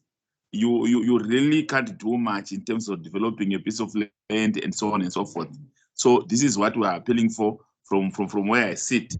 And once this is done, to dovetail into the other arms of development, and at the end of the day, we'll end up having a competitive environment. Currently, our price actually skyrocket because the cost of inputs is too high. So at the end of the day, just like what the tourism sector was saying, they're at the tail end. Whatever they receive, they have to put a markup for them to be viable. And at the end of the day, the product becomes unaffordable by the local community. I thank you. That's my submission. Thank you very much. Can I go to Mr. Zizo? Thank you, Doc. I think my issue revolves mainly around mainstreaming discourse on competitiveness and ease of doing business. And the issue really is how can the NCC get maybe more participation of all stakeholders, and maybe lessons are to be learned from the efforts earlier by the OPC. Can we not restart the discourse that happened perhaps 3-4 years ago? And we were beginning to make progress. And now it seems to have just gone quiet. So I'm really encouraging NCC to maybe discuss with OPC and see how, you know, the whole subject of competitiveness, productivity, ease of doing business can be picked up again, and stakeholders can be more involved. Thank you, Mr. Rizzo. Maybe Philip, would you want to react to that submission by Mr. Rizzo? Any update? Thank you so much. Thank you, Mr. Rizzo, for that. Yes, indeed, NCC has begun the process of that ease of doing business, although we are sharing it with ZIDA. But what NCC has done, we are now opening up to receiving new issues as pertaining to the ease of doing business and the regulations that industry feels should be reviewed. We have met almost twice OPC and the office that was driving ease of doing business. If we complete the process of receiving new regulations or any other impediments, whether it's a process with an SI, we are then going to push for the rapid results initiative, which was taking place, pushed by the OPC, open again. We can't really much say when we are going to really have it as a far much more wider stakeholder process like before, but we want to get the mechanics right first, so that at least when we do it, there is a process that is very clear from the time of submission of the impediments right up to their resolution, and also a system to continuously communicate with industry on the status of the issues that they raise, and also have a process of a consistent dialogue mechanism so that we can be flowing the process and the progress right from the OPC to industry. Thank you. Thank you very much, Philip, for that update. Can I get Jiten Shah to give us your submission, please? Hi, good morning. Morning. One of my concerns, and I think it affects a lot of us sitting in this group today, is the sort of the free pass that the informal sector seems to enjoy compared to the formal sector. And I can't help feeling that most of these SIs that come out and the rules and regulations that come out from the line ministries are targeted simply at the formal sector. And the informal sector, you know, is sort of bulletproof and seems to just grow from strength to strength. And is there not some sort of I don't know, some sort of scheme that can be created by government in order to give us a break and give us a fair marketplace to work in? Because we not only have to compete against the world. I mean, you know, we live in a global economy. And if we want to even export to our neighbors, they don't have to buy from us because they can get something probably cheaper from anywhere else in the world. And what is hampering us in our own markets is the informal sector. However, whatever the number or the size of it is anywhere from 60 to 80%. But the informality is really hurting us. And the formal sector is just burdened with the tax base. So when do we get a break as the formal sector and the formal taxpayers? Okay, thank you very much. Can I get is it Mick Sherry? Yeah, hi, Kieran Sherry. Yes, yes. If I could make a couple of comments. I did attend the NECF last week, and I made some of these comments there. Some of this has been discussed already, and as Jiten says, we're in a global market. And if we want to incentivize and attract inward investment, there's some fundamental issues we really have to tackle. One of which is pricing. And I look at the pricing model that is in some cases guaranteed by SI, which prices goods at a percentage of a budget. I'm talking about lawyers' conveyancing fees, registration of a mortgage bond, engineering, architecture, all of those are percentage of budget.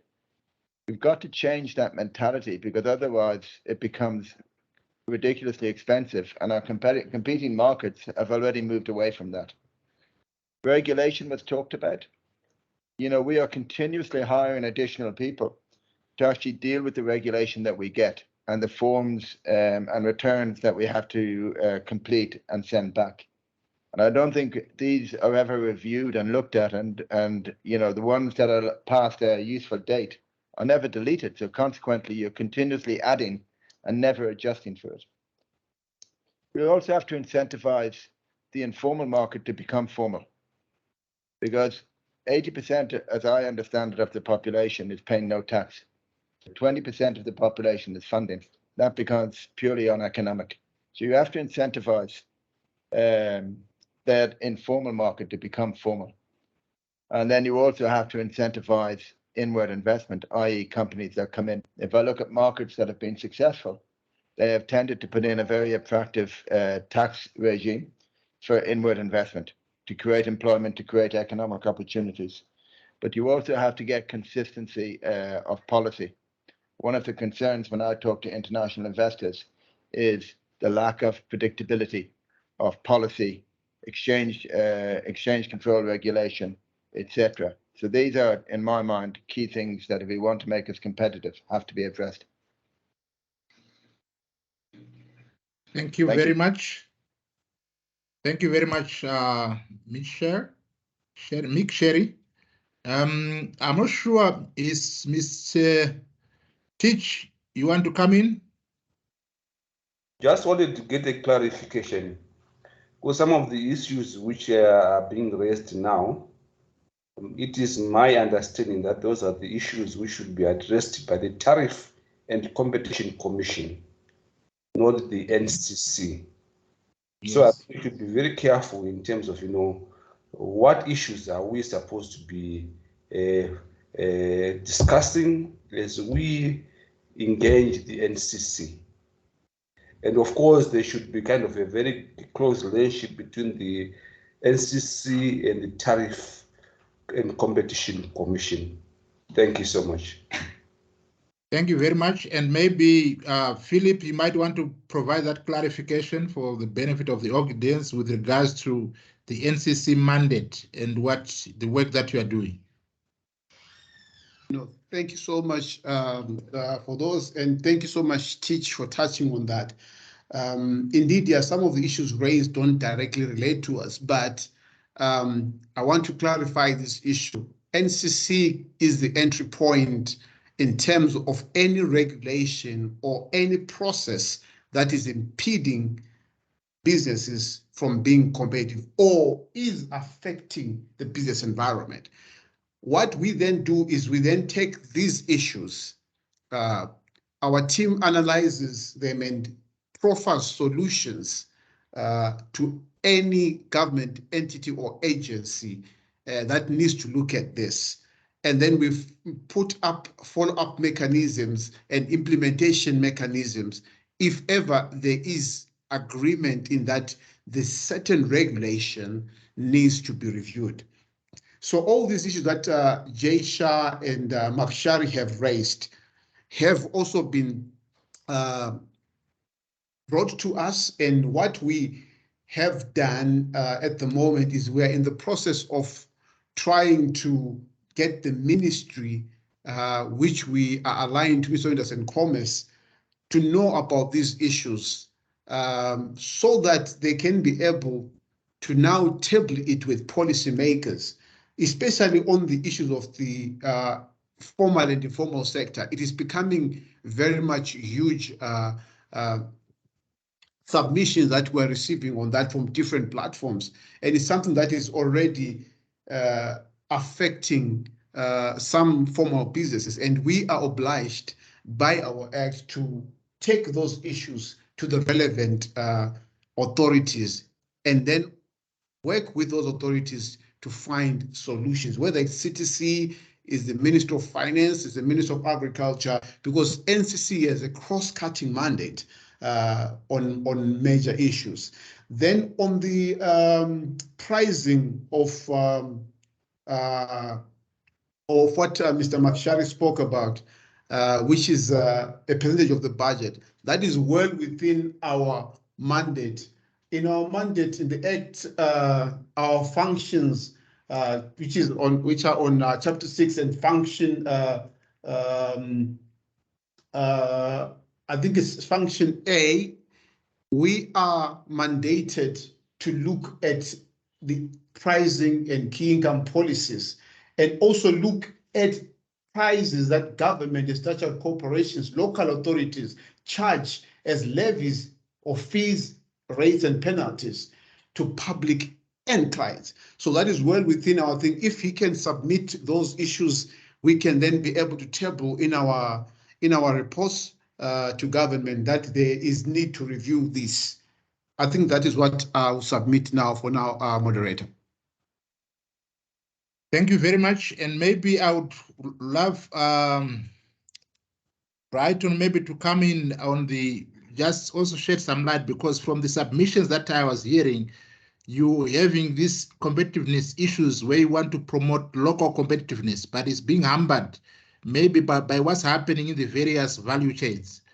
in terms of the work that you are doing in terms of value chains, what's coming out? If you want to shed some light on that and what inform members, and perhaps we could also get input in terms of what other value chains need to be explored to ensure that competitiveness is anchored in the country.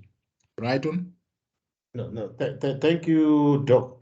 One of the things which the Commission is engaged is the value chain analysis. I think as clearly articulated in the NDS, there are about value chain. There are value chains which have been prioritized in the NDS. So guided by that, the Commission has done the sugar value chain, and the report we have since lodged it. What we are looking at, at each various node, especially for the sugar value chain. We started from the farmer, milling, then distribution, also retailing of the final product. So we are looking at each and every stage of that production process. What are the challenges which are impacting on competitiveness, and also the issues of productivity which have been raised. And what we have done now, we've now come up with an implementation matrix of the issues raised, and also clearly articulating the responsible, if it's the industry side or is it government side, and we've engaged the government and other regulatory authority to clearly articulate that this issue has been raised and it needs, we are proposing, we need to look at this. So just for instance, one of the things which was raised is the issue of the Sugar Act of the 1964, which now, according to the realities of now, it does not apply. So already government is now already looking at both Ministry of Industry and Agriculture. They're now in the process of amending this. And what also has happened since the launch of that, if just for the benefit of colleagues, is that the Ministry of Agriculture, through the minister himself, he have created also a technical working group where they have taken on board about 8 recommendations from the sugar value chain which the NCC produced, and they have been assigned to different departments within the ministries, and they are already working on that, trying to deal with those issues so that we enhance competitiveness. And as the Commission now, we are following up on the implementation of those recommendations so that we, at least there's progress in implementation, so that we enhance competitiveness on that particular sugar value chain. And also, while we are doing that, the sugar value chain, one of the critical issues which came out is the issue of fertilizer. I think Mr. Tsinko has highlighted that the fertilizer, which is a critical input in the agricultural process, but it also the cost effect now, one of the, which is increasing the cost of production.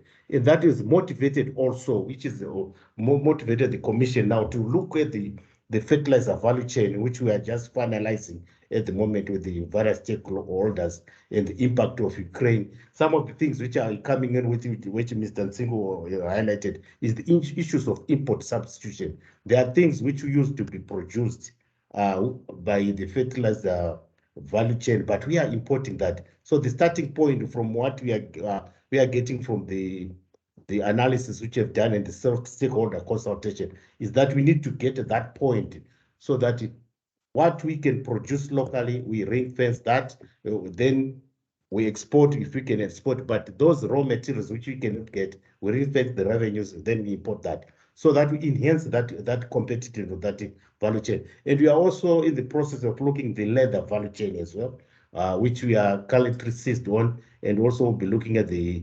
soya value chain, which is a bit more to as it touches in various sectors of the economy. So that's some of the work which the Commission is currently engaged in.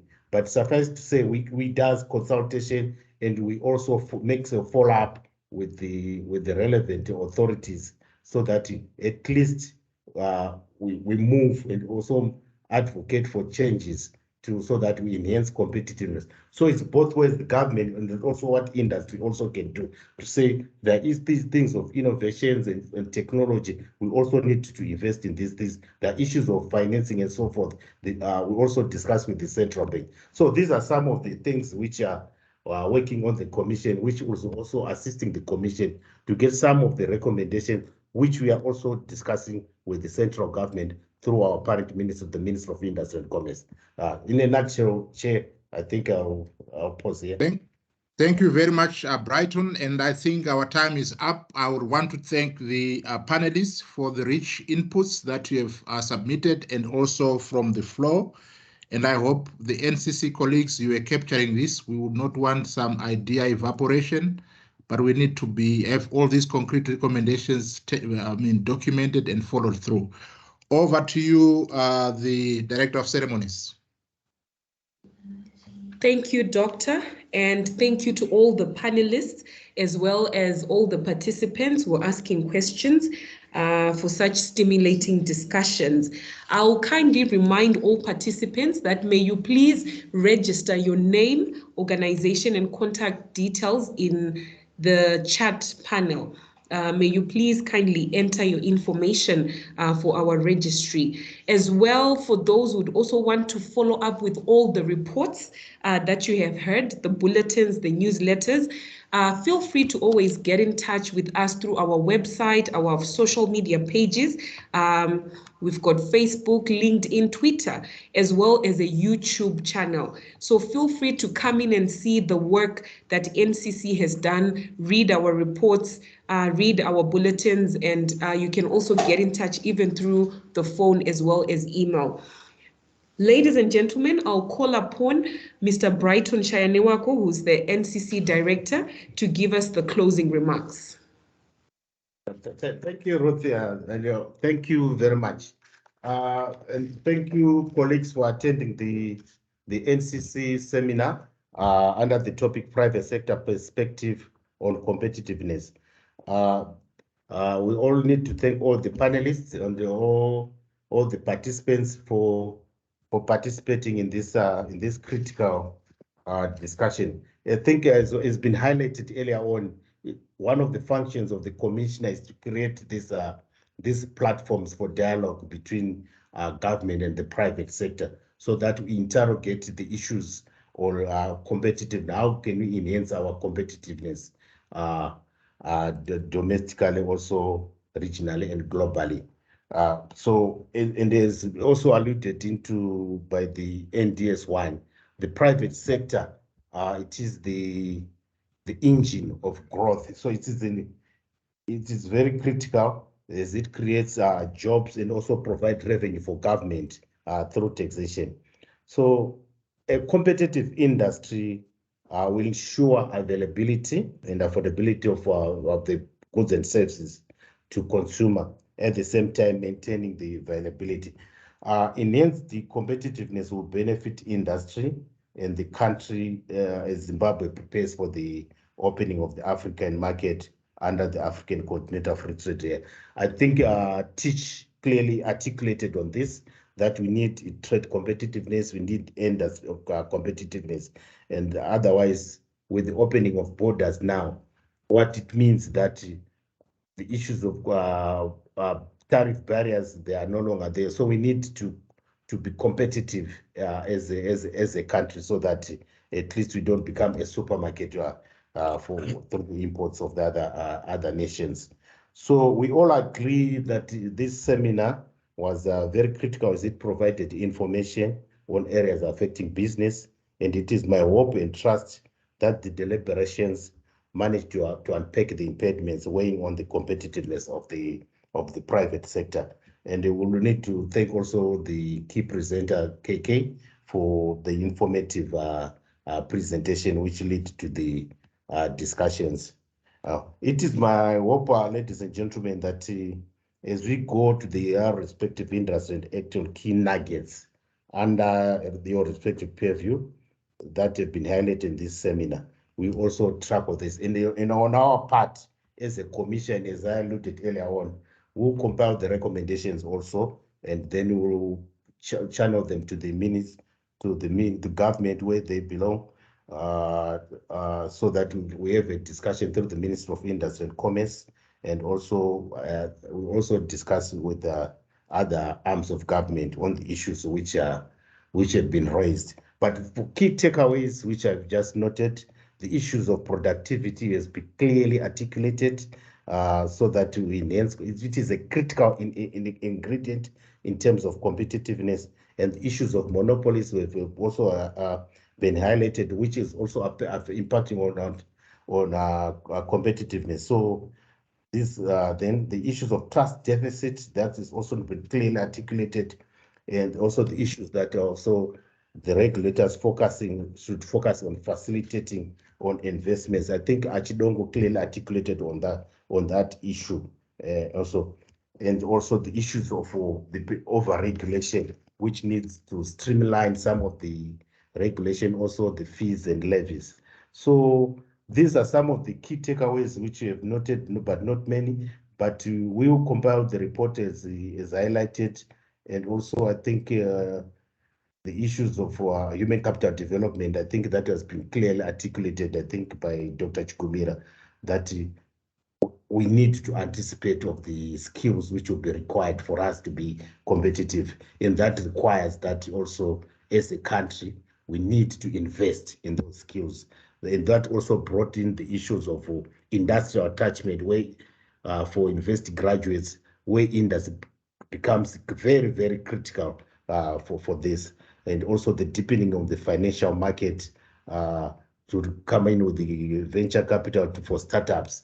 So in a nutshell, these are some of the issues which have been clearly articulated, which made this seminar very, very informative to the Commission. And once again, I would like to thank all the participants, the panelists, for supporting the Commission, and also to clearly also request for the participants, if there is any topic which is on competitiveness, which you need the Commission to deliberate on, we are very free, we are open, we can discuss, then we can have a discussion. As one of the key mandates of the Commission is to promote this dialogue between government, private sector, labor, academia. So we are open for any suggestions, discussion to validate the work of the Commission in our quest to enhance domestic competitiveness of our economy. No, once again, thank you very much for attending, and have a good day. Bye. Thank you, Mr. Director. Thank you so much, sir. I'm seeing one hand up from Uncle Law. Maybe we can just give an opportunity for him to share his thoughts.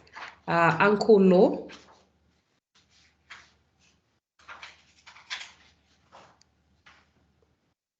Good afternoon. Hello. Afternoon, sir. Yes, you can go ahead. Oh, thank you so much. I'm in Bulawayo. Sorry, my name is Lawrence Tumsaniati within the Ministry of Industry and Commerce. I'm an economist in Bulawayo. Sorry, I raised my hand a bit late. I was having some connectivity challenges. However, I also wanted to weigh in on the sentiments that I feel that competitiveness should be a broader issue. It should not be concentrated perhaps in Harare alone if we want to address this competitive issue. I'm into monitoring and evaluation this side of the country in the southern part. And when I noticed that most companies are disadvantaged from this side of the country. I don't know how NCC could balance the issue in terms of getting, especially on terms of funding. There are some funding tends to be concentrated predominantly in Harare and not also considering the companies which are on this side. So in such a case, it would mean that more companies tend to be imported, or most of the products this side are imported. They are not locally produced. That's my observation, number one. And number two, I wanted NCC, I listened to, Mr. Piri, the chairman for NCC. He was talking about that they are the bridge with the concerned. Hello? Hello, can you hear me? Yes, sir. We can hear you clearly. Yes. You can go ahead. Thank you so much. I was listening to Mr. P and Lawrence. Yes, sir. Just to correct you a bit, I'm not the chairman. I'm the executive director of the CO. Thank you. Noted. My apologies. It's okay. I noted you say that you are the bridge with the relevant authorities like OPC, RPZ, and Ministry of Finance. Perhaps there are some issues that needs to be raised by your organization. Perhaps if I'm looking at Ministry of Finance, there are some issues pertaining to what industry really needs in terms of capital equipment. So why not engage in the relevant authorities in terms of what exactly the industry is looking for, so that they are really channeled in an equitable manner, so that competitiveness can now be a broader issue. Those are my observations. Unfortunately, because of time, allow me to wait there. Thank you so much, ma'am, for the opportunity. Thank you so much, Lawrence. Let me also just call upon Paul Matamisa. I can also see he's got his hand up. And then maybe I'll ask the director, Mr. Shanewako, if he can maybe quickly address some of the issues you've raised in your comments. Thank you, Madam Chair. I just wanted to allay the fears of the last speaker, that it is confined to Harare. Yes, it might be confined to Harare so far as the people that have been on the panel, I'm not sure. But I'll tell you, from our point of view, from our side as Tourism Business Council, we sent it to all our members, the invitation for them to partake and to be on the lookout or listening on this program. So it has gone to Vic Falls, it has gone to Bulawayo, it's gone to Mutare, it has gone to Mashingo, Kariba, and so on. Every part of the country has actually been involved because we've got membership across the length and breadth of our nation. I just wanted to make that clear. Thank you. Thank you, sir. Mr. Shanewako? Mr. Tumsani will tackle that. Tumsani coming. Thank you. Okay, thank you very much. Thank you for the submissions, Lawrence. But just to highlight to say, from what you're saying, that competitiveness is not only confined to Harare. Yes, we are very much sure of that, and we are also working in line with the devolution agenda by the government. And maybe just to highlight also the issue that has been highlighted earlier on regarding the leather value chain. Just to inform you that 2 months ago we were in Bulawayo, and we met various stakeholders that are in the value chain, because whatever we do as a commission, it has to be evidence-based. So the evidence part of it, we get it by visiting industries, seeing their operations, what they're actually doing on the ground. So yes, it's not that it's only concentrated in Harare when it comes to competitiveness, but we are covering the country as a whole, because at the end of the day, we need to be competitive as a nation, as a country. So it's not only limited to Harare only. Then on the other submissions that you've highlighted regarding the funding, we've taken note of that, and we've taken note of the submissions, and as we work on the report, we will capture these, and we'll also maybe engage also with you, since we highlighted that it's unfortunate that because of time you've summarized the submissions. We will continue engaging on various issues regarding competitiveness. Thank you for the submissions, and we've taken note. Over to you, facilitator. Thank you. Thank you, Dumi. I'm seeing Lauren's hand is still up. Is that another follow-up question, or? My apologies. I had not noticed that I should have cancelled my hand. I think I'm answered. It's okay. Thank you so much. Ladies and gentlemen, our main speaker, Mr. Kumbirai Katsande, the moderator, Dr. Chigumira, and all the panelists and all the participants. Sorry, NCC, yes, sir? There's another hand up. There's another hand up now. Okay, Mr. Nube from Bulawayo. Yes, you can go ahead, sir.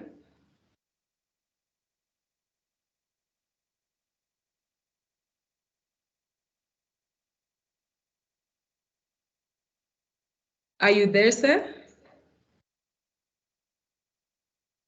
Sorry, thanks, Ruth. Thanks, Philip. I wanted to find out whether we'll get presentations or a report of this webinar.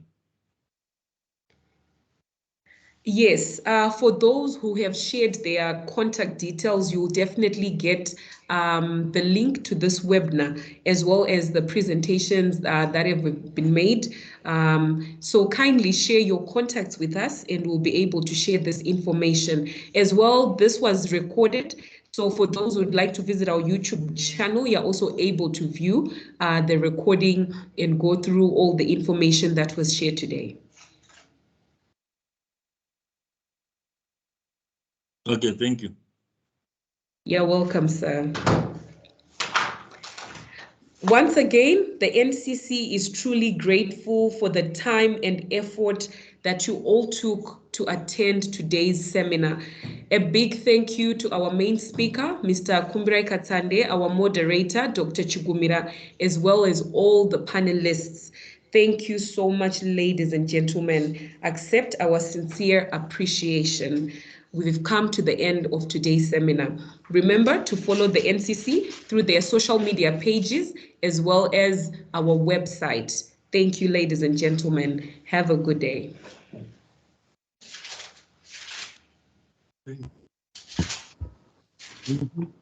Thank you, bye. Thank you. Thank you. Thank you, everyone.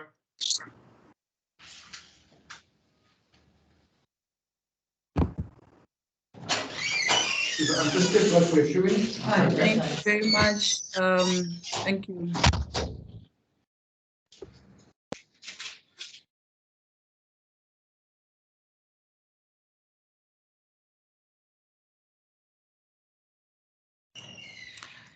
Sorry, Ruth, if you're still there, if you can assist with the space there to put details. From my end, it's telling me that the chatting channel meetings is only available to 2 members. I'm not so sure how to go about that. All right, but can you see what's in the chat? Nothing. Nothing. All right. Can I kindly ask you, ma'am, if you can maybe send your email address to my email? Let me just share. It's RUTH, which is Ruth, at ncc.co.zw. Okay. All right. All right, I'll do that shortly. Thank you. Thank you. Thank you so much. Yes.